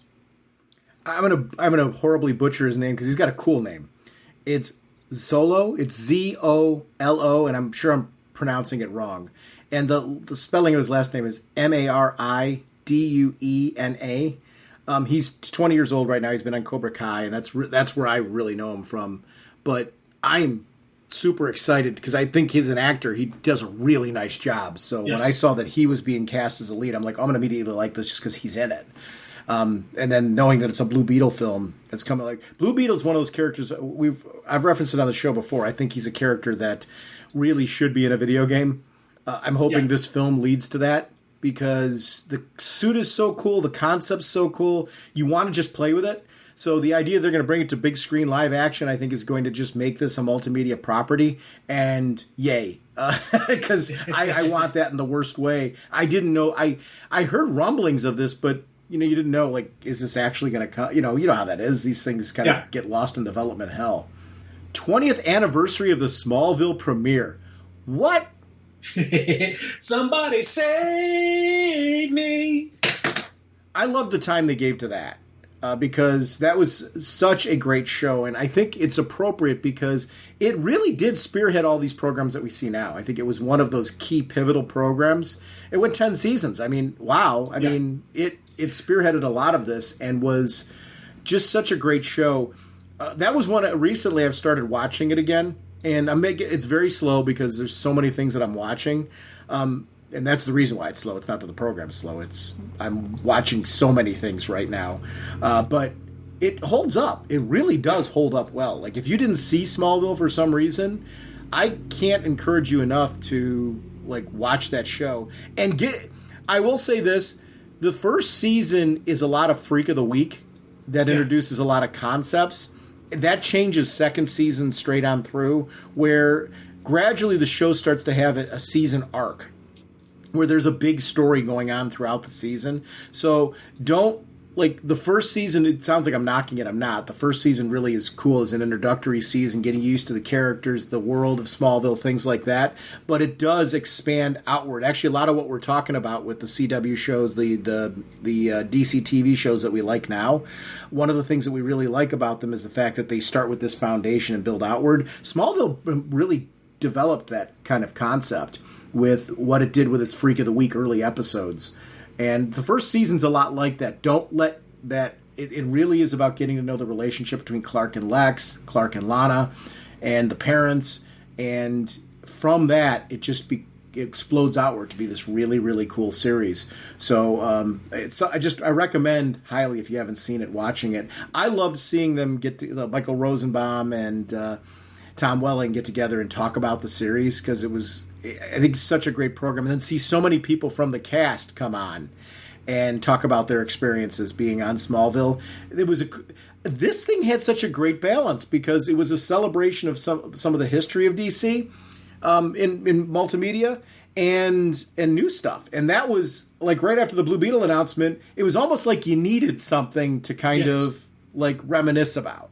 And the pacing of this was really good with that. And I'll tell you, as you said, it holds up 100%. And I've watched a couple back episodes and whatnot, and it was that initial thing to get people watching TV. You didn't need to be a Superman fan to like the show, and I think that for me was one of the strengths of it. And again, there's still some great scenes, and not even some of the great. You didn't need to have the superpowered scenes to have it like going, that's an awesome scene. Like when he finally puts on the costume, I still love that scene. But for me, one of my favorite scenes is when Clark's getting ready to confess to Lana, who he is. And she already knows, and he's doing this to get her so she doesn't go in, doesn't run away with, with Lex. And I still can remember just the amount of passion and fire that Tom brought to it. He's like, I'm not like other guys. I'm different. Yeah, I've been keeping a secret from you, but I'm going to tell you now. And it was that desperation that he brought to it. I was like, man, I still remember that scene. And it wasn't any superpowered scene. It was just, these two actors who did this great scene back and forth. I was like, man, and some of the great Lex scenes when he has that final full heel turn when he when he kills the imaginary version of his younger self, and he has that full villain turn. I stood at that moment and I was like, man, this is awesome. I still remember some of those great moments, and those moments when you think Lex maybe won't be a villain, maybe this universe will have Lex be a good guy, and you're rooting for him to be the good guy. You're like, don't do it, Lex, please stay good. No, I absolutely love Smallville. So we jump from this to it's funny as we talk about the comic content on this, or the lack of comic content. I go back and I go, well, they did have some decent comic content on there, and when they did go to it, it wasn't always like the big characters. The Monkey Prince returns as a comic. Now, Jim, do you know what the Monkey Prince is? I have absolutely no idea. I didn't either. Like, my notes are, what the heck is this? It looks awesome. So this is the same writer that was doing the Superman of China, who did this one. And so I love this writer. It's Jean Luen Yang, and if I'm mispronouncing his name, Bernard Chang on art. Any mispronunciation there, I apologize, because I really like this writer. So when they were saying who was writing it, I'm like, oh, okay, I want to know about this.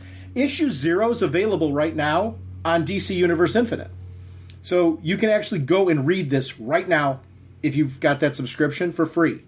So I've got that chalked up on my list to read tonight. That's going to be, one of my books. I don't know what this is, but the creative is great. And this, I'm like, what a great vehicle to point people to this. And it's available on DC Universe Infinite right now. Yep. And I think it was important that they had things on there that were available right now. They did that with that Aquaman miniseries. They did it with this. There's another book we'll talk about a little later that's available right now. I like that there were things on there that you could walk out of this and go and enjoy. This is one of them. I've got it chalked up, ready to go. So I wanted to shout it out. But I was like sitting there, I'm like, should I know what this is? And I like the obscure stuff. Like, why don't I know what this is? So I don't know what it is, but I'm going to read it tonight. Yep, I'm in. Yeah. So it's good stuff. Then they go from that to the Gotham Knights game trailer. And this is one, Court of Owls. Now, okay. Now, here's... Enough said. I'm in. Yeah, so... Well, I was going to ask you about this. So this one, the other one, the game before is you've got to have a PS5. So you've got a PS4. So this game trailer, when you see that type of thing, this is an RPG. Like, you and I have both done like MMOs and things like that together before. And it's funny, we talk about the fact you're a gamer. You are. We are different kinds of gamers. But to say that you're not a gamer is inaccurate, because the entire time I've known you, we don't play the same amount of games, but that doesn't make you any less of a gamer. You're more of a casual gamer than I am, but you're still a gamer. You right. Just like, there's a certain style of game or certain preference that you have to types of games. And when we've played games together, you've been, in a lot of the games we played, you've been more all in than I have. So, I mean, and I go back to like City of Heroes, I go things like the Star Wars, games that we played, you've like dove in like really, really heavy. So to say that you're not a gamer is inaccurate. It's certain types of games that you tend to lean towards. Preference and control is obviously, I think, the piece you're saying. I'm not a controller kind of guy typically.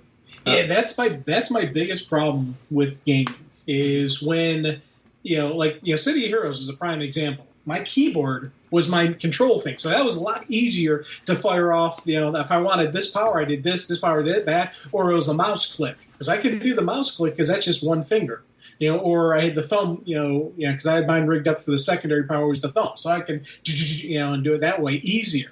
When I have these controllers, if the controls are too complex for my hands, it's a problem. Right. And I've always had this problem, where it's I don't have good hand-eye coordination. Then after the accident, I have even less. It's one of those things. My hands don't always work. And it's just an ongoing thing I'm always going to have. But this is one of those things where as soon as I saw it, I'm like, yeah, the premise behind it is I'm 100% in on this. This is something where I hope they take this and make this into a movie, make this an animated movie like they did Injustice. I'm all in on that. And again, when it comes out, I'm going to see how the controllers are. If it's something that I think my hands will work, I'll give it a try. Or again, this is another one. Maybe I go to your house and we play it there, and who knows, we can maybe even record me playing it, and you can hear me going, dang it. Well, we'll have a lot of bleeps in there because more and more games now, though, Jim, are having. It's funny that you're talking about this, and please don't take this in a bad. I really mean this as a positive thing. More and more games are putting in accessibility options. And different types of control layouts and different types of control approaches for people with just a wide variety of needs. Because you're actually pointing out something that's really, really critical there. Things have changed for you, in a way that, here's the great positive of all this. You went through a major traumatic event and have come out the other side. But, like anything that people go through, there's after effects that are things that I wouldn't think about, that are things that you deal with daily, that have become for you, you're like, okay, well, this is just kind of, the way life is now. And I hang out with you. I've hung out with you multiple times since your accident. I didn't know any of this because of the fact that you just have figured it all out. So as a friend who just hangs out with you, I don't notice these things until you bring them up like this, that it's like a thing that you go through. But you're mentioning some of my hand-eye coordination isn't what it used to be. Well, I wouldn't. There's nothing obvious about that when we're together or anything like that. But for you, it's something because you're the one in the middle of it. It's something that is very in the forefront for you in a way that it wouldn't be for me as a friend who's observing you. So those are things where we can kind of look at that and kind of go, okay, are there things we can do to tweak the controls to make them more, because here's the problem. A game's supposed to be fun, right? Yep. Yeah, there's a certain amount of challenge to it, and you want that, right? You mentioned your drnorge game that you like. There's a challenge to that, and there's goals and achievements and things like that you're trying to achieve. But there comes a point where if a game's so frustrating that it's no longer fun, then you're lost. The experience has lost you. This one, the concept of this is fantastic. Batman's dead in this world. The Bat family has to save Gotham. The Court of Owls is the enemy. And it's done by Warner Games Montreal. Jim Lee was on this demo. Scott Snyder, Greg Capullo, the game developers. They were talking about how this is expansion of the Court of Owls mythology. The Talons are the enemies. And it's an RPG where you can develop your own style to defeat them. You could, two players can approach the owls, the Talons in a very different way. And I'm sitting here well, this could be really, really cool. But I guess that's my question is, and you're right, we should play this together when it comes out because we can play around with the controls and see if there's a sweet spot that you would be, that's your cup of tea. And if not, I think that's just as interesting to talk about. What didn't you as a player like about the game? I think there's an honesty to that going, listen, I can appreciate the story, the premise, the graphics, and all that. This type of game is not my type of game because of this, or this is a level of frustration I achieve with this type of game. There's nothing wrong with that. And that's why I'm saying I don't think the issue here is not that you're not a gamer. It's that you have a preference towards a certain kind of certain types of games with a certain type of control scheme. So that way, it's not a frustrating experience; it's an enjoyable experience for you. It's meant to be an escape from frustration, not a source of frustration. So, I think exactly. that's there's an honesty to what you're saying, and I think an interesting conversation to be had there. So, I really, honestly, the more we talk about games, I'm we should do this. Because what I think we're going to do is I usually play with the default controls. I don't screw with any of that. But, I haven't been in a situation where I've needed to. It'd be fun to, look at those and say, okay, first of all, Jim, how do you feel about the default controls? All right, they stink. Here's why. If that's the case, then, what can we do about that? And let's play around with that. Because I think that would be fun to say, well, so then we looked under the hood and this is what we found. And either, yay, that was a thumbs up, or no, it wasn't. Or it's it turns out to be a game where you're yeah, it was fun to play when we were playing together, but I don't know that I would buy this and here's why. I think that's fun commentary. I think so we have to do this because I think that's honest. And I think for people out there, I think they would like that kind of... So let's definitely plan to do that just because I think it spins out of Fandome and I think we'd have... Here's the thing. We'd have fun doing it. So yes, we'll have a ball doing it. Yeah. So we should do that. We'll get some food. We'll hang out, play some games, maybe watch some things, stuff like that. We'll plan a day around it. The Batwoman Season 3 trailer. And here's where this show has evolved. When it kicked off in Season 1, we had the Kate Kane story, and we were following stuff that was very familiar to us as comic fans. Well, the actress who was Kate Kane left, then came back, And, you know, we have this whole kind of, like, new Batwoman who's now been brought in. And I didn't realize they were going to go all in on this new Batwoman, and they have, and I love her. I really think it's an interesting concept where the TV version is really, talk about embracing the multiverse, this truly is a multiverse show. And we've introduced Batwing. And boy, does Luke Fox look, the actor playing Luke Fox, look good in that suit. And him talking about how much he loved it was just as great as seeing it. So honestly, it's another great example of this season we're going to be getting Alice and Batwoman are forced to team up. And we don't know all the details on why, but what that looks like. It's almost like a Suicide Squad kind of thing, you know, where they're kind of like attached to the hip. I like that. Yeah. New villains. Well, and I tell you, it's one of those things, again, another thing that Fandome did made me write big bold letters. I need to find time to watch this. Yep. You know, and it's got me excited to see that. I really, you know, I dig Batwing. I thought that was a great character from the book comics, and I like they're pulling him in, and I like the fact that they personalize it. How this version, instead of Luke and his dad working together to build the suit, it was his dad built the suit based on stuff he said as a kid, based on his ideas of what, you know, Batman would look like and this and that. And it was kind of a neat thing where, because the father's gone, so he left this legacy for his son. And Luke's got to figure out how to be Batwing and this and that. And again, it was really cool idea, really neat concept. And I like the fact that the actor wrote that Batwing story that was in Urban Legends that we talked about. Yep. I didn't realize that. I kick myself. I didn't realize that I didn't match up the actor and the writer name. I'm like, oh, wow. And that was a great Batwing story. So I was like, cool. This again was something that really has you looking forward to. Plus, Mad Hatter, Poison Ivy, and was that Killer Croc they were talking about? I thought. So I'm thinking we're going to get some neat stuff going on in Batwoman. So it's, the TV show is really embracing its own individuality, and you need to have that in these shows. Yeah, you've got to have that connection to the comic. You need to have that traditional ideology and that base of it. But guess what? Sometimes things change. You know, they improvise, adapt, and overcome. I like this. I like this idea. Again, another show I need to make sure I find time to watch it and dive more into it, because I've seen very, very, very little of her as Batwoman. And I was like, what I did see, I was like, okay, this is kind of cool. I need to find time to see more of it, and I obviously didn't. Well, now I'm like, once again, I'm at that point where I'm like, dang it, Jim, you got to find time for Batwoman. So Robins, that series was talked about a little bit, and it was part of that fan bracket series where they put out like these little teasers of these books, and you got to vote on which book you wanted to see actually come to light. And I participated in this. It was cool. And Robins is one of the series I was voting on along the way, and I wanted to see this series come to fruition.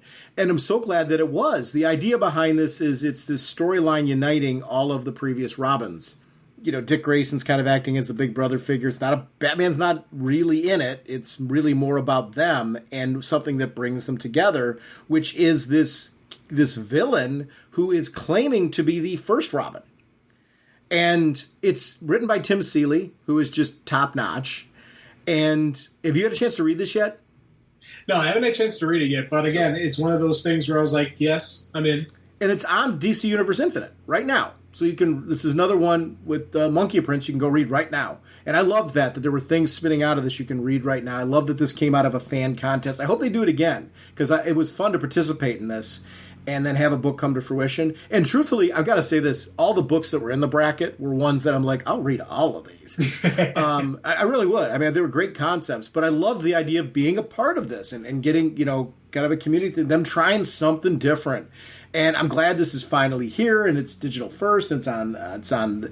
I like that there's stuff that it makes sense to pick up physically. It's stuff that it makes sense to pick up, digitally. It's stuff that it's going to be on this platform exclusively. You play it with a lot of different audiences here, and this stuff is fun. Catwoman Hunted. I didn't know this was a thing. That we're getting an 80th anniversary film in 2022. The trailer was shown where you get Batwoman and Catwoman teaming up. It's going to be coming out February 8th. Again, my gosh, what a year next year's going to be. This is actually coming out before the Batman. Yes. So we're kicking off the start of the year in 2022. It's like 2022, let's get moving. Let's get there right now. I'm actually going to take back something I texted you. I don't want to jump ahead to the Batman movie because I want to see this. So I which is a month before. So I'm okay to watch. Well, maybe a week before. I'll watch this because what I can do is I can watch this the week before. I'll watch it a little late because then a week later I can go to the Batman movie. That makes like 80 times I'm going to go see that.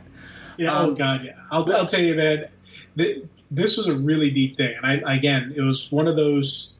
Catwoman is one of those characters that I'm liking more and more and more. Yeah. And part of it started really with with everything going on with the wedding and this and that, and the great stories they've told with Bruce and Selena, and just I was like, this is a cool character. This is somebody who and especially as they start really diving into her code. So any you put the Catwoman name on a project, I'm going to be interested in it. And again, this one seemed kind of neat because again, I'm digging their animated. I've always thought the DC animated really did a great job with the storytelling. Yep. And again, they had the one guy with blonde hair and blue eyes, but that's a very distinctive voice. I'm thinking maybe it's Bruce in disguise.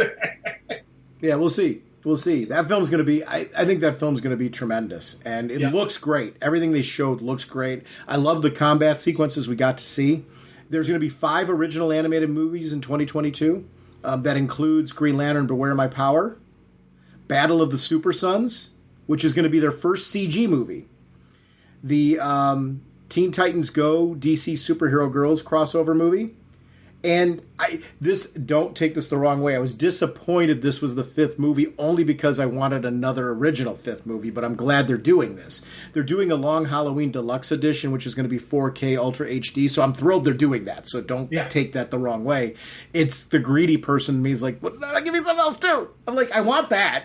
So yes to that, but give me something else. They're also doing a DC Shorts collection with a Constantine short headlining it. So yes to all of this. So I'm thrilled with all of it. My thing with the Long Halloween Deluxe Edition was only just because I want more. So I wanted the 6th. I wanted the 6th movie, I guess is what I'm saying. DC Legends of Tomorrow's hitting in season 7 is going to be hitting 100 episodes. And that blows my mind because it seems like, I don't know why, that show always feels to me like the newbie, and even though it's not at this point, it's more of an established show. But I love the premise of that one because that just has embraced wackiness all along and original characters and adding to the mythos while pulling from it at the same time. And it really is something that I love its originality. It's kind of like, I was thinking back to it, what do I love about this so much? It reminds me of what I loved about the Secret Six comic. And let me explain that. The Secret Six comic versus like Birds of Prey, which I loved both of them equally, but Birds of Prey had like these really established characters from DC lore who'd been around a long time. Whereas Secret Six was introducing some original characters mixed in with characters that you were surprised to see a part of Secret Six. This team has that same kind of flavor to it, and always has. Where you've got heroes and villains put together, and it's an unexpected group of misfits, yet you love them to death. And it's such a great, great series, and thrilled that it's hit 100 episodes. And kudos to it because it's been a great series. I was shocked. Legends really embraced the blend of comedic moments with serious, serious gripping stuff. And I tell you, it's one of those things about the show that I absolutely loved. Just and the little off the wall wacky. Bebo, have a Merry Bebo Christmas. Every time they bring Bebo in, I always cheer and it makes me laugh. Just the fact that they go to Woodstock to fight unicorns, which really aren't these sweet, wonderful things that we think are. No, they're absolute monsters, and they've got to steal a joint from Jerry Garcia because they need his saliva on it. I'm like, who thinks of that kind of stuff, And, of course, I want a cowboy narrator for our show, Sean. I think we need to have a cowboy narrator. Okay. I'm just afraid of what they'd say about us. but I'm not saying no to it. It'd certainly make me listening back and editing the show interesting because then I'd find out. But yeah, I'm not against that. If you could find a cowboy narrator who'd want to do that, because we're like 2 hours in right now. I know. So if you want to get that cowboy narrator, I'm all in. So, so they had the DC Batwheels preschool series, and I was excited to see this. I don't know that I'm going to check out initially when it comes out because I'm a big fan of cars, and it looks like it's going to be like this crisscross between like Hot Wheels and cars, accessible for younger kids. Well, here's what I'm excited about this, whether it's for me or not, and where I'm saying is it for me, sometimes they do these shows and they put in the right amount of lore and humor and things like that for adults to enjoy as well. This may be completely targeted at a younger crowd. I think that's fantastic because Disney Plus is doing a lot of this now too. They got a new Spider-Man series that's out there that's really geared towards younger kids. And I think it's great. I think it's great that you embrace that crowd and really make something for them. So whether this is for me or for not, I don't care. I'm glad they're making it. And the art style looks very fun. I'm glad it could be like an introduction to kids to the whole Batman world or the DC universe in general. And I think it's great. So I was thrilled to see that, whether or not. But I'll definitely check it out initially just to see what it is, because it's. I think it's just great that it's out there. I didn't know that was a thing. No, me neither. And again, it was one of those things. I saw it. I was like, I'd probably check that out. Even though again, it's 100% not designed for me. But sometimes stupid stuff like that sometimes really makes me go, "That's fun." I love audio drama. And this Spotify partnership, it's the music, obviously talking about that earlier, like has me wanting to look at Spotify. But when you're giving an original Batman audio series that's going to be on Spotify, I'm going to be all in for that. And, for people that love audio drama, we've really enjoyed lately. We've had the HBO Max original audio drama for Batman that was just about audio adventures that just came out. We have these great Sandman audios that are out there. We're getting this now. I'm glad to see more embracing of the audio medium and doing some cool things. So I was excited to hear about this. And they're doing a lot of partnerships on this. They were doing that with the hats before. They were doing that. They announced the DC Puma partnership right after this. There are some cool partnerships going on that DC's doing. And I think just brand awareness, getting things out there, trying to hit different audience from different angles. I applaud them for doing this. So that's where my excitement comes from. Would I have wanted more mention of comics than we got on this? Sure. But I was glad to see we're not just talking about TV and film. We're talking about all kinds of partnerships, all kinds of opportunities to get to know about these properties, all kinds of age ranges, all kinds of presentations. They're really casting a wide net out there, and that awareness is good for comics. It really is.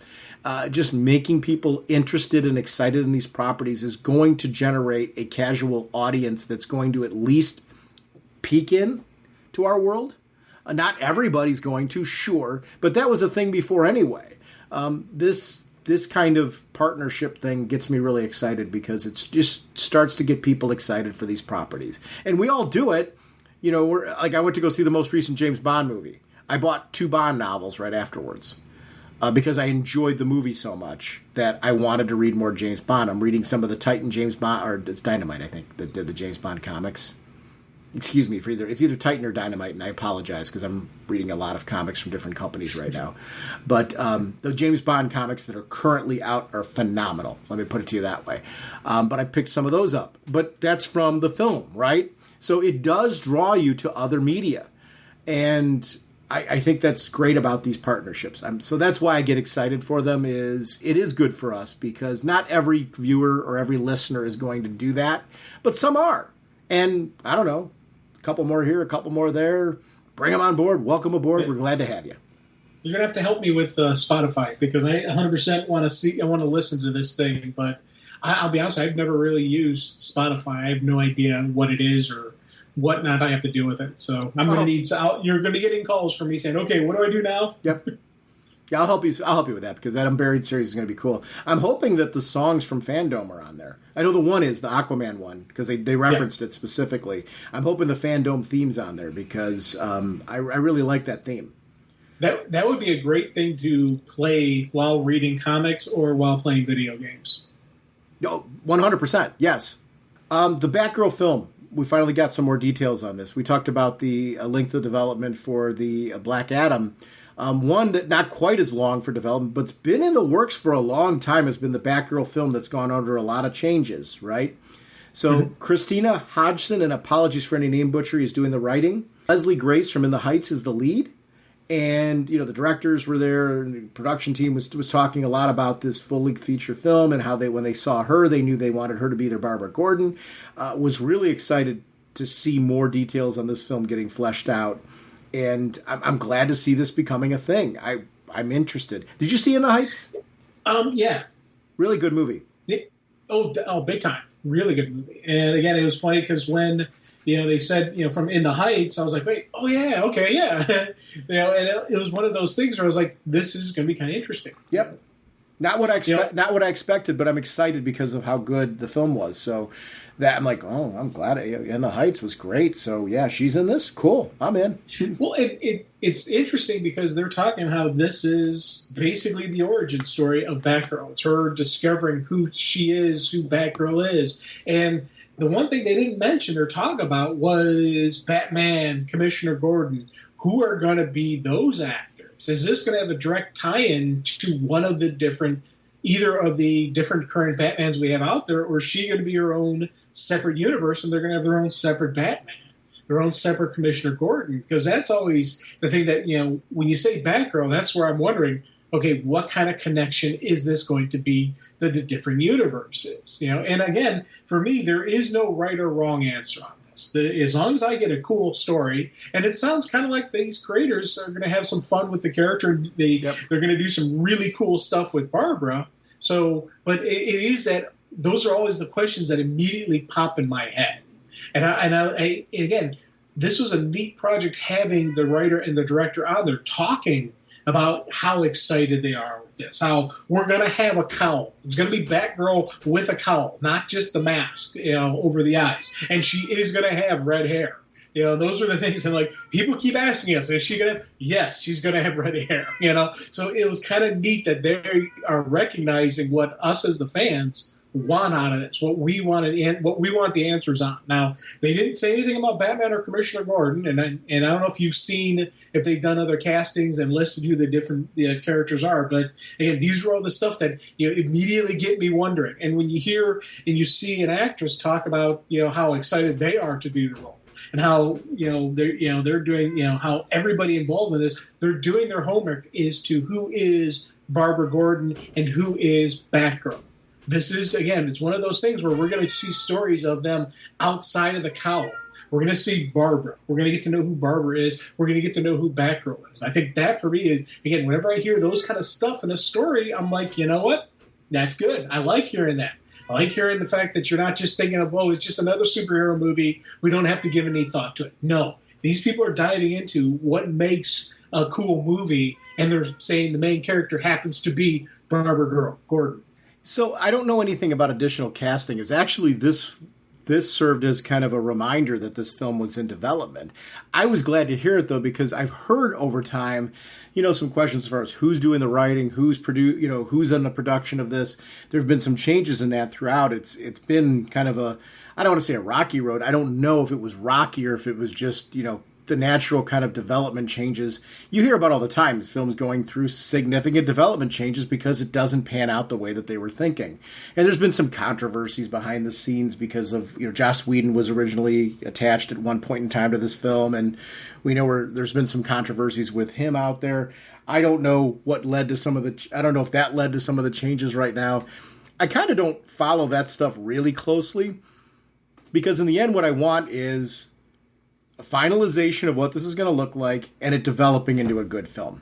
So these changes were made for a reason. I'm hoping that they're leading to a really good film for this property. And then the end, that's what we get at the end result. So I was excited for their enthusiasm, that they have a direction, the writer being attached, everything that was there. We got an actress now.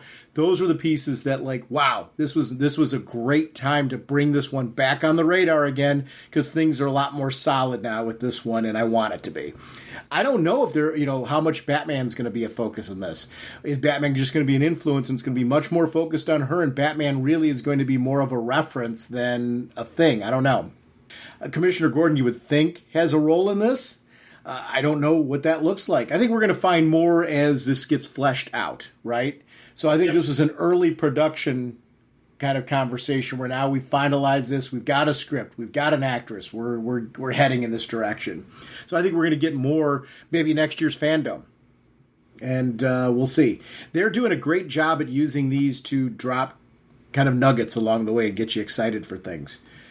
Titans Season 3, they did the trailer for the finale, which was really cool. And Season 4 being announced was just I think it was actually more exciting for me just because I want to know it's continuing. The trailer was fantastic. Yes. Because I'm loving that show. That's one of my favorite shows. That Season 4 being announced, I'm like, yes, more Titans, please. More Titans. Yes. Yep.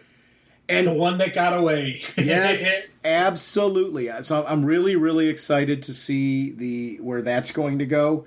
Harley Quinn animated series Season 3 is coming, and it's coming in 2022, which is good because that show, another one that, like, I was unsure about at the beginning that, like, I grew to love. And so, yes, more Season 3 for that, please. And it will have Kite Man. Yeah. Such a good show. So Batman, Caped Crusader, Bruce Timm, J.J. Abrams, Matt Reeves, James Tucker, animated series film noir style, going back to the original treatment that they intended for Batman the animated series. That, this is Batman before Robins, before the JLA. Bruce Wayne is the mask. He is Batman. And I love the idea of this series. When they showed that black and white in it as kind of like a concept of what they were going for, now it's not going to be black and white, but, for what they were going for as a concept, like, okay, yeah, more of that. Yeah, go ahead. Yes. Please. Yes. Again, I absolutely love the original Batman the Animated Series. And, for them to go back to that kind of styling and that, that general feel and vibe, I was 100% all in. And then even talking about how this is a new telling of the story. So we're not getting Batman and Gordon already having this established relationship. There's going to have to be trust earned. And who knows how this story is going to play out. Maybe we're going to be dealing with a Batman who doesn't have Gordon on his side. Maybe Bruce is going to have to do something a little different, and those kind of ideas and concepts of we're going to change things around a little bit has me going, this should be really cool. Again, creative team, we trust them. We've seen them give us some amazing product. We've seen them give us stuff that we want more of. Well, guess what? Now we're getting more of the story. We're getting a different version, a different telling of it. So I'm all in on this. This was one of those where I was like really excited for this. They announced a new DC mobile game that's going to be coming. It's DC Heroes and Villains, the first ever match 3 puzzle role-playing game set in the DC universe. And you can pre-register now, actually, if you go to, if you do a search for the DC Universe, new mobile game. You can do a pre-registration for the game to be prepared for it. It's going to be on both Apple and Android platforms.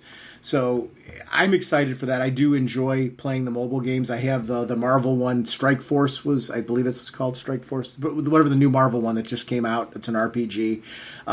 I'm playing with a classic X-Men team that I'm really enjoying, but I would love another DC game because I still play Injustice on my phone all the time. Injustice 2. Bring another mobile game on there. I tend to be more of a console PC gamer. Console's a lot more than anything else as far as my platform of choice. But I love having some mobile games on my phone that I can play. And certainly this one I'm going to play because it's a DC game, and having that on my phone and being able to plop it on is a fun thing to do. So I'm in on this. Now, question for you. Mm-hmm. What is a puzzle RPG? I have no idea what that is. I don't know. They said it's the first ever 3 puzzle RPG. I don't know. I'm 100% honest with you. I don't know. All right. Because I was sitting there going, what is that? I might have to, again, notes here, ask Norge, what is this? So you didn't know either. All right. Because they said it's the first ever match 3 puzzle role-playing game set in the DC universe. So I don't know what that kind of role-playing game is. Oh, so it's players will need to be strategic as they navigate through the robust gameplay of DC heroes and villains, filled with challenging single-player match 3 battles and team events where they need to rally their guildmates to defeat bosses for epic rewards. Scheduled live events includes player versus player matches. Guild raids will bring DC fans from all over the world to engage in combat for exclusive rewards in-game.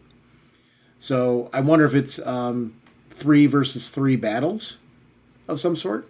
That's what it is. Yeah. So I wonder if that's what it looks like. So I don't know. I'm excited for this.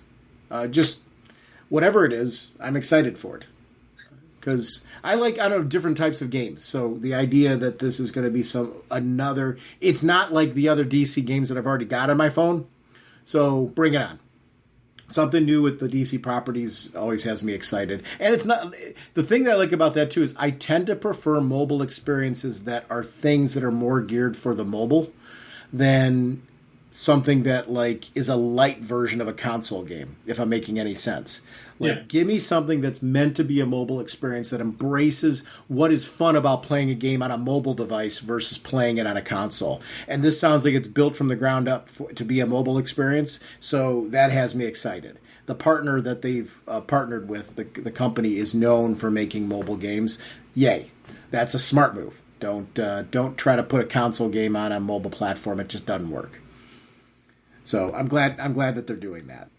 McFarlane Toys had a nice little presentation, and I was thrilled for this because we've been hearing a lot about the statues, DC Direct, things like that, and I love this kind of stuff.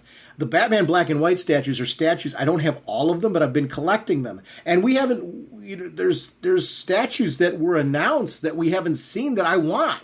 So I'm hoping that this partnership with McFarlane Toys will bring first and foremost those statues back. Let's finish off those ones that were promised. I'm finger crossed that's going to happen. There's some very cool. They're going to be continuing the Harley line as well. They had a red, white, and black Harlequin line that's really cool. That Joker Purple Craze statue based on Death of the Family looked sweet. The Batman movie statue for the upcoming film, which is like super authentic. They got everything from the set there. And they currently have a year 2 statue contest. That was the statue, Todd McFarlane, absolutely, it's his artwork that it's based on, is going to be a contest right now where you can get one that's signed. So really cool stuff coming out of that from McFarlane Toys. I'm just glad to see that partnership under the DC Direct banner is going to be something that's continuing. And that was nice that was thrown in because it was something else that, what are we doing about swag? And these are areas that are important to me. So I was glad to see they have a plan for that moving forward. Those are important, I think, and I might be wrong on this, but I think those are also important for comic shops and things like that. Because I do find now, as I'm reading more digitally, I'm going into comic shops and finding unique pieces and things like that to add to my collection. So when I go to retail shops, I look for things there that are swag related like this. So I'm like, oh yeah, great. This is cool. More things that I can go check out and comic shops and grab and walk out of. I like sometimes when I go into a cool comic shop, maybe I don't walk out with a trade or a hardcover. I'll walk out instead with a statue or something that they have. And the more that's available, the more unique things for me to purchase that are out there. And I have a ton of them now. And they really are really nice display and conversation pieces because the black and white ones in particular have been pretty quirky. And I say that in a totally respectful way, that they're not just plopping out this artwork and that artwork. They're really having some fun with the designs. And I think that's pretty important with these to keep them going and to keep them feeling fresh. Young Justice Phantoms. I guess I love Young Justice, the cartoon series, and I didn't know that was dropping now. I guess I just haven't been paying attention, but that's out as well right now on HBO Max. You can go and watch the newest episodes of Young Justice Phantoms. It's a series that's now on another season is on HBO Max. That series, if you haven't watched Young Justice, it feels like it's its own comic book universe and really is treated with the intelligence and respect of this ongoing, every season, when you watch it as this continuing ongoing story throughout it. Really well-written episodes. I mean, this is a smart, comic book adaptation series. If you've never watched it, you can watch all of them right now on HBO Max, and Phantoms is the newest season that's out there. And really, really glad. I think this one's on your radar as being one of your important series to you, isn't it? Oh yeah. I dig the Young Justice series. This is one of those where I caught it. I came in at the end of the game and then went back and started watching stuff from the front. I've had a weird watching of it, but it's one of those things where I like the development and the progression and the aging in a way, of these characters. It's, they made sure it's one of those where it feels like an actual living comic book. It's always felt that way for me. And that's something that I really enjoy about it. That I get this progression, I get this growth of character. A story that happened, the previous week is, stories that happened years ago play into current events. And it's kind of a neat thing that they've done well with this. So, when I saw that, I was like, oh, cool, we got more coming up. Again, like you, I'm, completely clueless on some of this stuff coming out. But again, I love, grateful that Fandome did this kind of stuff where they're letting us know what's coming. Because this COVID thing really did throw off a lot of stuff for everybody. Sure did. Especially on the animated side, because the animators couldn't work on the final product, because you think about it, multiple people couldn't be in the room, and then just, even people doing the work from home, I don't think it was able to truly get that work kind of done or whatnot. So the world is starting to come out of this. We're starting to get back to the projects that we like. We're starting to get this stuff back, and it's slowly starting to chug out, and I'm very excited for it. So, yay. DMZ show on HBO Max. Rosario Dawson is the lead, playing Alma, who's inspired by Z from the series. I know you loved DMZ as much as I did, actually maybe even more. And I'm not saying that in any way, shape, or form and knocking my love for DMZ. DMZ was an amazing series. I did not know at all that this was a thing. And then you actually were the first person I thought of when I heard that. I'm like, Jim's going to love this. Oh my God, yes. And I'll tell you, I love the fact that they're telling a story inside the universe. Yeah. Not actually, they didn't take the comic book and say, we're going to redo the comic book. They're telling an original story inside, that happened in DMZ. And I was like, this is awesome. This right here is a great way to do it. I think back to, with stuff like with Walking Dead, where they kind of they had to tweak the Walking Dead for the TV show, and the comic version are similar but a little bit different. And they started adding other side elements in the Walking Dead universe. Well, DMZ, they're starting right out the gate doing a different kind of story in there. And I'm wondering if we're going to get a moment where it's a crossover, where you see the beginning of the comic book series happening right at the end of this one. The end of the fourth part is when, what would turn into the DMZ comic book story. And I think, there's 100 things going through my head right now on this, how they could handle this. And I'm very excited for this. And again, Rosario Dawson, done. She's another one of those people that I see her name on something and I'm automatically going to go, okay, let me take a look at that. Even if it wasn't DMZ, I'd still be interested because she's in on it. So, yay. Naomi as a series. I got to be honest, when they announced this is one that I was excited about, but just knowing that it was a series and not, we knew about the lead actress being named. That was about it. So I got excited that they were doing it, but that's where it stopped. This was really great because now we got to see the actress and talk to the actress and have her expand out her experiences with it, and that she actually started it at 16, same age as Naomi. Now she's 17 and excited to see this show finally coming out. She's different because she's very new and there's room to grow this character in a way that she doesn't have this long-standing history. She really looks the part, which until you've actually seen her, you don't realize it, but really cool casting, and her enthusiasm was infectious. The teaser trailer was shown, that little initial tease. Yeah. And I gotta say, one of the things I really liked about it, the camera work, and I don't know, filters they're using or something. There's this sequence where she's moving really quick, and you just kind of see, I don't know what they're doing, but there's a different kind of camera style to this that I really appreciated. There's something, it's stylized, this series. at least from what I saw initially. We'll see how it all comes together when it's actually done. That the trailer, it felt different. It felt more personal, and I don't know where this, I don't know what that's really going to look like when it comes out. But right now, what I've seen has me far more intrigued than the initial announcement did, which I was interested in. Don't get me wrong, but you don't know much. It's kind of like the Batgirl movie, right?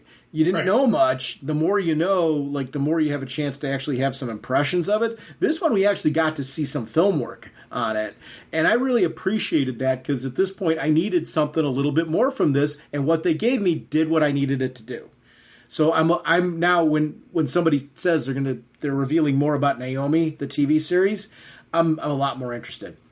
A lot more interested big time. in this. Big time. And I can't agree with you 100% more about the actress really got me excited for this. She just has this, that, again, another one of those where when the people who are playing these roles have just that genuine excitement. Yeah. And you could see it in her eyes. And when she was talking about how, I went out and I picked up all the stuff on her. I read it stuff. I read the stuff in her in the Justice League, and I was like, all right, that's good to hear. I like seeing them get passionate about it and get an understanding of who, do their research, and it was neat because she even said, she's like, I'm a reader, so this is kind of good for me, and I'm like, okay, she's one of us, that's kind of nice. And, I'm immediately connected to this actress, to the character. So I was going to watch the show anyways.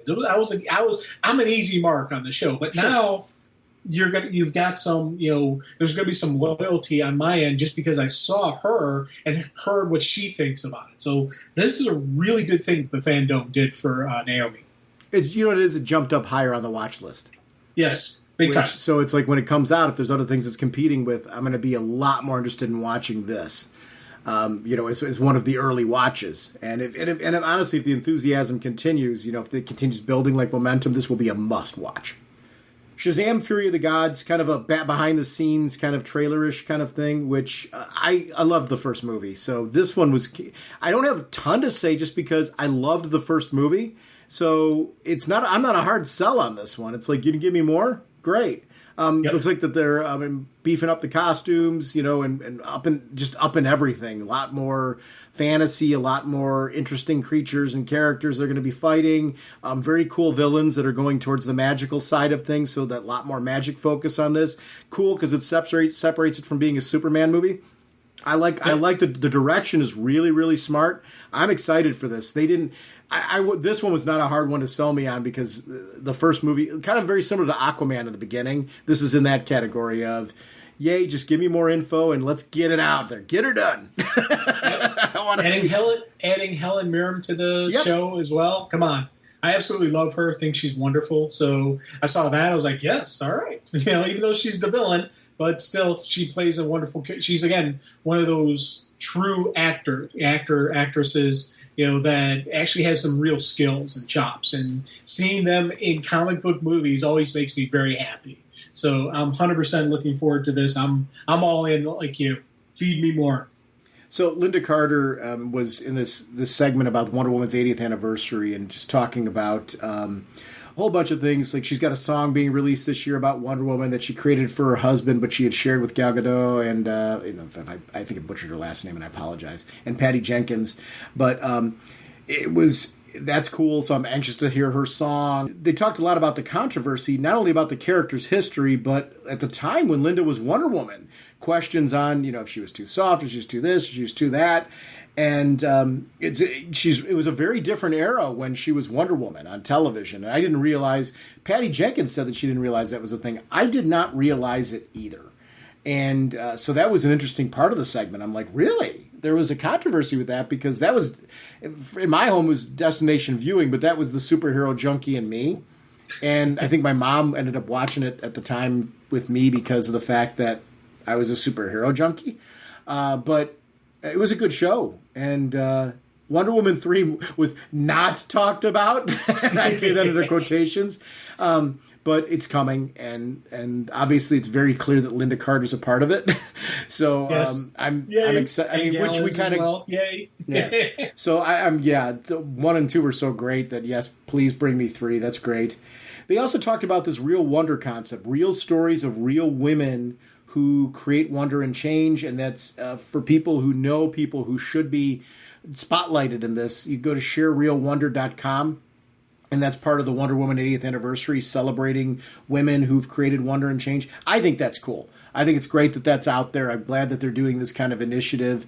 It was cool that we had two really, I thought, interesting initiatives being pushed in this particular platform that were real positive. And I think it's something that the comic community traditionally has been known for. It is a positive audience. It is, we're on the cusp of that. I think sometimes it gets lost in the nitpicky fandom that's out there. But I don't think that's representative of the larger community. So I think the larger community much more is the positive crowd that this is catering towards. I think this is really cool that this platform was out there. Oh God, yeah! I'll tell you, man. This was a really neat segment for me. I absolutely loved this part. I've watched it a couple times now, and Patty Jenkins really gets the character. She really gets who Wonder Woman is, and that was something, because me. My favorite Wonder Woman stories aren't just where she punches the bad guy, but it's the strength of compassion and love. How that is something that really is Wonder Woman, but also just that willing to the line. The willing to fight for compassion and love. And I'm like, that, you're right there. That's Wonder Woman right there. For me, she really is hitting a home run on this character. And what you said about that real wonder and just the general initiatives, the couple initiatives we've seen in this, it's like, this is cool. Again, it's when you sit there and you think about others, and I'm going to go back to the Superman, A Better Tomorrow. That's what we're doing here. And it's not just, bringing in new creators, but it is helping other people. It's celebration of excellence out there. And I think that for me is something that I want from a comic book company. I want from a company that talks about these wonderful ideologies of these heroes that, rise up and save the day and inspire, the everyday person to rise up and fight the evil bad guys. Well, in the real world, we've got a lot of evil out there. We got a lot of stuff that we need these inspirations. We need these moments. And it's kind of neat to see this company that we invest so much money into the DC, but we're seeing it's not just dollars and cents right now. And I like seeing that. I like hearing that kind of stuff. It makes me feel a little bit better about, how much time and how much of my energy I put into this company, that we're seeing something beyond just a cool story.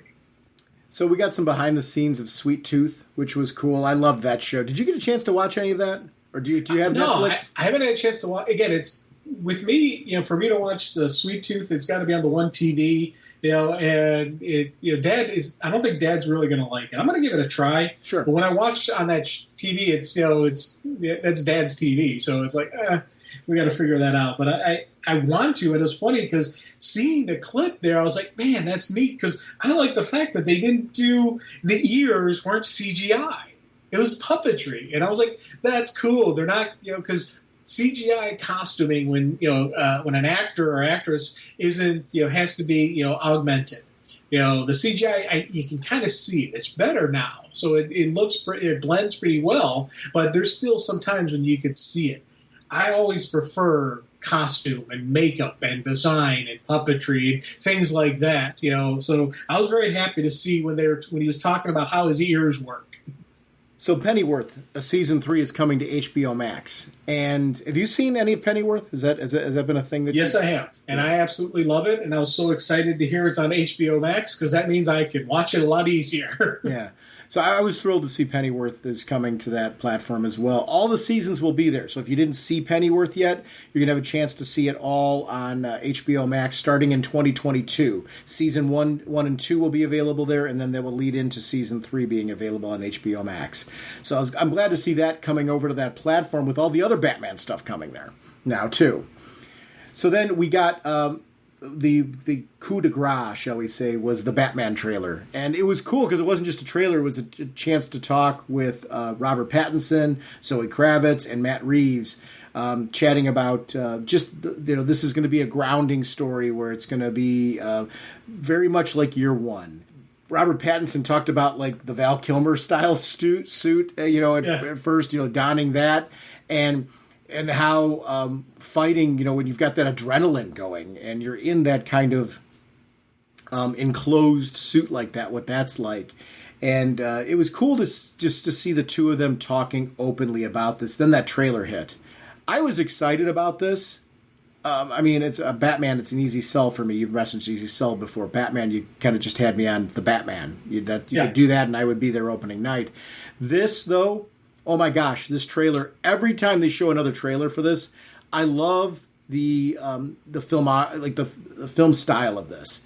I mentioned stylized television and things like that in this. I mentioned it with the animation. This really has a different feel to it, and I'm excited for that. From the opening with the Riddler with the coffee cup, with the question mark in it, yep. Straight on through everything that they're doing in this. His anger very early on and trying to find balance and getting to know who he is as Batman. This is some exploration that we really haven't seen in film, not to this level. And I'm glad that they're going here with this because I think this is going to make this a very, very unique movie. And I could not be more excited for it. We got to see some Zoe Kravitz as Catwoman in action in this one, which I thought was really a welcome addition to this particular trailer. This trailer I thought was a very well done trailer.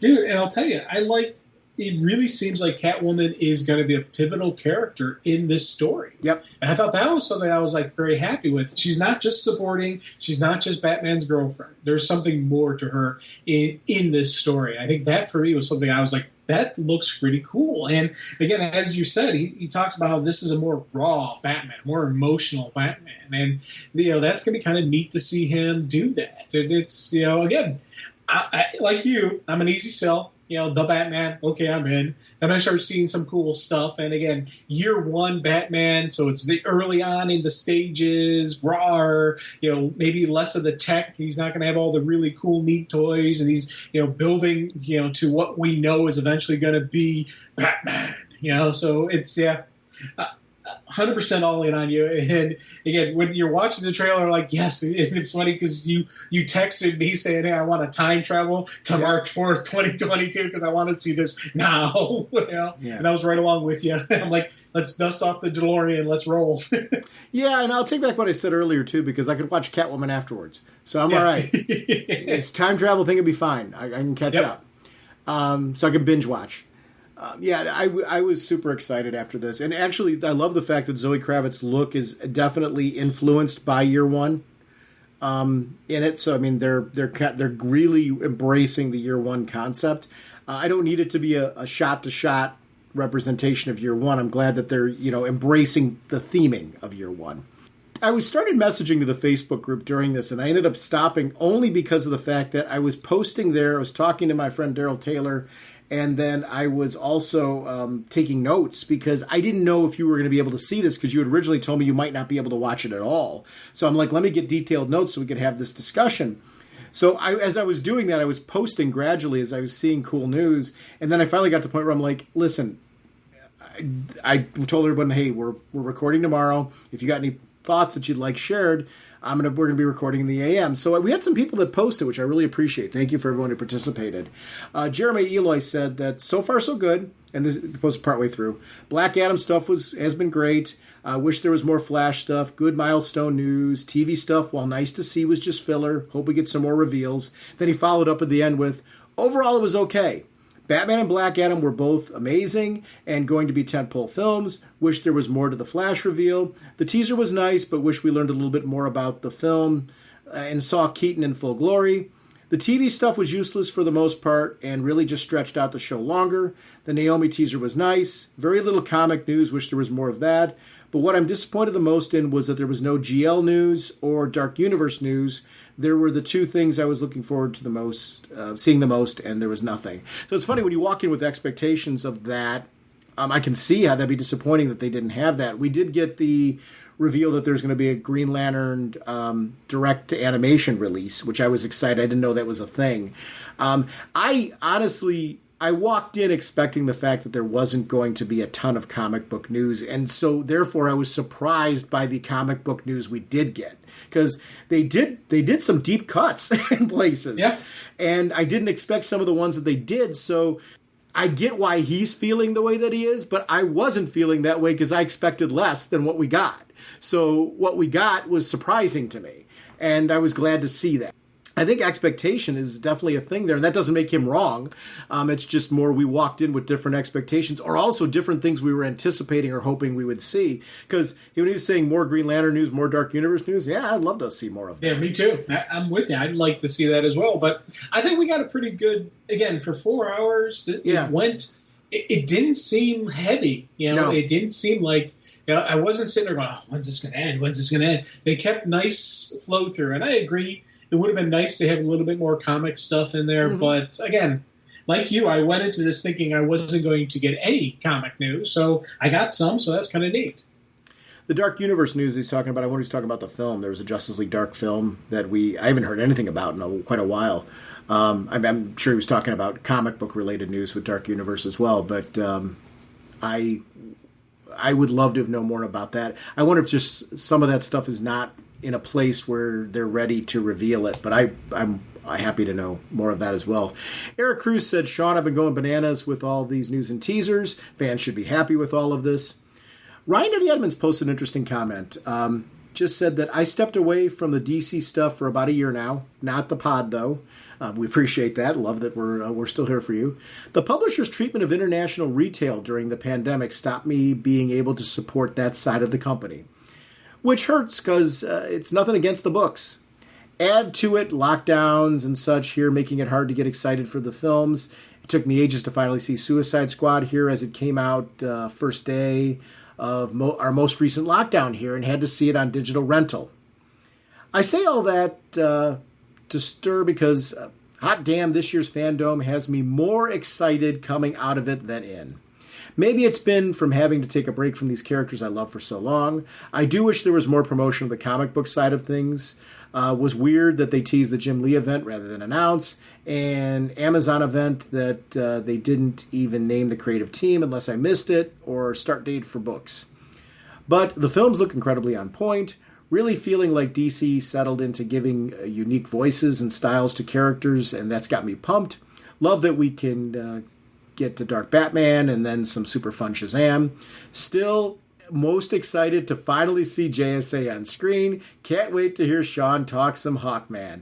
And yeah, I'm excited for that too. It's interesting. I'm not, one of the things that I don't spend a lot of time doing, and I'll admit my ignorance on this, I don't look as much on the retail side. We tend to talk about the products. And I think I hope we help retailers is the fact that trying to point people towards things that we are excited about and genuinely enjoy, from a very genuine, very real standpoint. We don't talk about everything. We tend to pick topics that we're interested in talking about.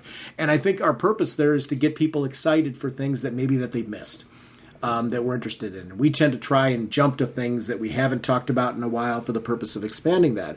I don't always, keep an eye on what's going on behind the scenes with retail and sales numbers and different things like that. This year, 2 years actually, 2 years-ish at this point with the pandemic, has been really, really tough. And I'm sorry to hear that international retail has taken a hit during it.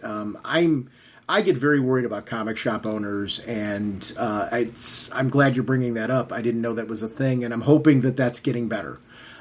It sounds like DC itself during the pandemic was going through a lot of transition, and I'm hoping that the transition leads to something positive for what you're talking about. There's been a lot of change in that company, so I don't know what that looks like as far as retail relationships or what that is. I'm hoping out of the pandemic that they're able to rebuild bridges if there's been some that have been burnt down during this process, because that those retail partnerships are important. It's all important. It all works together, and you certainly want them to be around after all of this. So, but I agree with his ending of the JSA on screen. Yes. Had excitement. So sorry to hear that some of that's been a thing, though. I didn't know any of that. So I'm glad he posted that, because it's just an awareness that that's been an issue. Scott Smith mentioned that he's not a fan of DC changing truth, justice, in the American way. It's interesting. I'd like to see, we haven't seen that presented in comics yet. And I think it's hard right now to know how we really feel about it until you see the presentation. Because even I am saying, like, well, it's not a big deal to me. Well, I haven't seen it yet. I just heard it there. So a lot of what we were talking about is even speculation, like, why are they doing this? What does it mean? How does it represent the American way, the man of tomorrow, those ideas? You and I have made those connections through this, but I'd like to see how it's presented in the comics. And actually, Scott, after you actually see it presented in the comics in storytelling, I'd love to see, do you still feel the same way? Have they won you over? Because none of us have seen that yet. And we've just kind of seen this tease now that we're changing the slogan. How is it going to present itself in storytelling? What does that look like? And do we feel that they nailed that or not? So whether you agree or disagree with us, or, I think that's something that when it actually plays out, I'd love to hear your thoughts. Because that's ultimately the end of the day, whether or not they succeed or not, right? It's how do they deliver it in storytelling? Is that going to play out on TV? And I don't know. So... yeah. Because that's another thing I'm not even thinking of. Is that also a slogan meant for like the Superman and Lois show and stuff like that? I don't know. So we'll see where it presents itself and manifests and how. And that's really going to be the deciding factor. Because even as I mentioned, these evolutions have happened throughout Superman's history, right? Some of them have been pulled back because they weren't successful. This one could be one that's successful. Could be. Who knows? It's all in delivery. It's all in how it plays out. How strong is it of a movement, and how organic is it and natural to the storytelling that's being told? Sometimes it's awkward when they do this kind of stuff. Other times it plays out really well. I think we put some reasons out there that I think are valid as far as why it could really work. I just like to see what they do. So we haven't seen that yet. And then Everett Starr just came in and just said that it was an amazing show. And I agree with him. I think overall, I think you said it best. I always want more. And to me, I could have spent another 2 hours circulating around and looking at other things, like a menu of choices. But when you look at Fandome as a presentation, I don't know how that could have gone any longer than it was. I think it was perfect. I think the timing was, it moved, it cooked, kept the ball rolling. At that point in time, when you're hitting about the 4-hour mark, you gotta tie it up because you're going to lose people at that point. And I think they kept it moving, they kept it exciting, and wrapped it up. So I think when you're trying to fit everything into a tight block like that, you're always going to be left wanting more. But I don't know how you could have made it any longer. That's an interesting. I guess I don't know on that one. But I agree with Everett. I think it was an amazing show. I thank you for everybody for the comments. I think it's always good to get different voices out there and different thoughts, because we're all going to approach it a little differently and walk in with different expectations. So we're going to see things differently, and appreciate the participation as always. We're all. It's not a right. This is not about right or wrong when you're talking about your own perspective. So thanks a lot. Holy caffeine! I would like to remind everyone about our show voicemail line. It's 1-440-388-4434, or drnorge on Skype. RagingBullets@gmail.com is our email address. It's a great way to reach out to us as well. RagingBullets.com is our show website, and it links to Twitter. It also leads to our Facebook fan page. As you heard on this episode, we are proud to be part of an amazing Facebook group community, and I started posting in there during the whole Fandome event.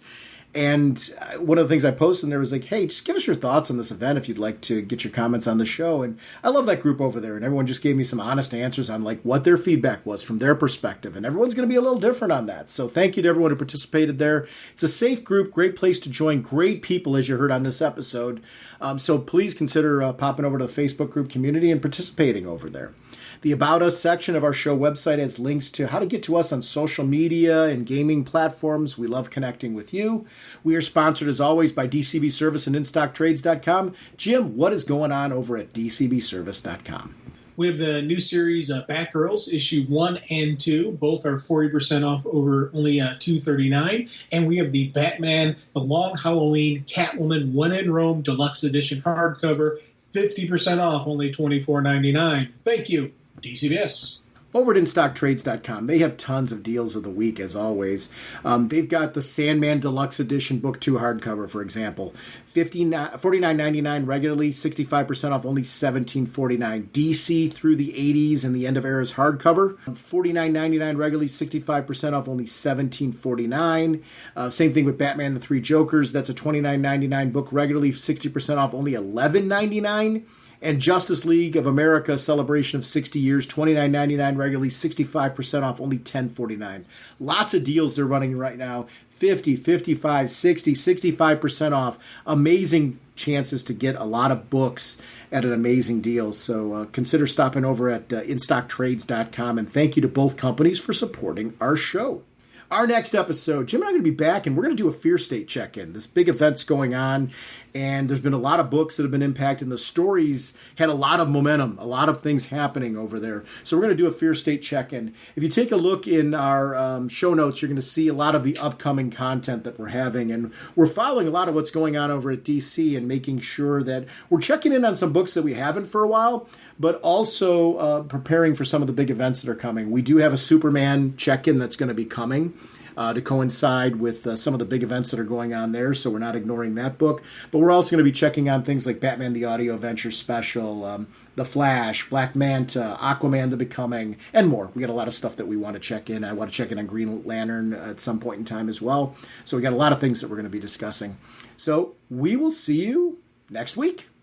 Bye. All right, you guys. Are you ready to sing your song? I'd say we are. Yeah, let's sing it now. Okay, this should be fun. Now get ready for your cue. Okay, Sean? Okay. Okay, Jim? Jim? Jim! Okay. Raging Bullets time is here. We talk about what we hold dear. Comic books and TV shows. Superheroes and their clothes. Justice League and so much more. I just love Green Lantern Corps. We talk about the books we've read with spoilers straight ahead.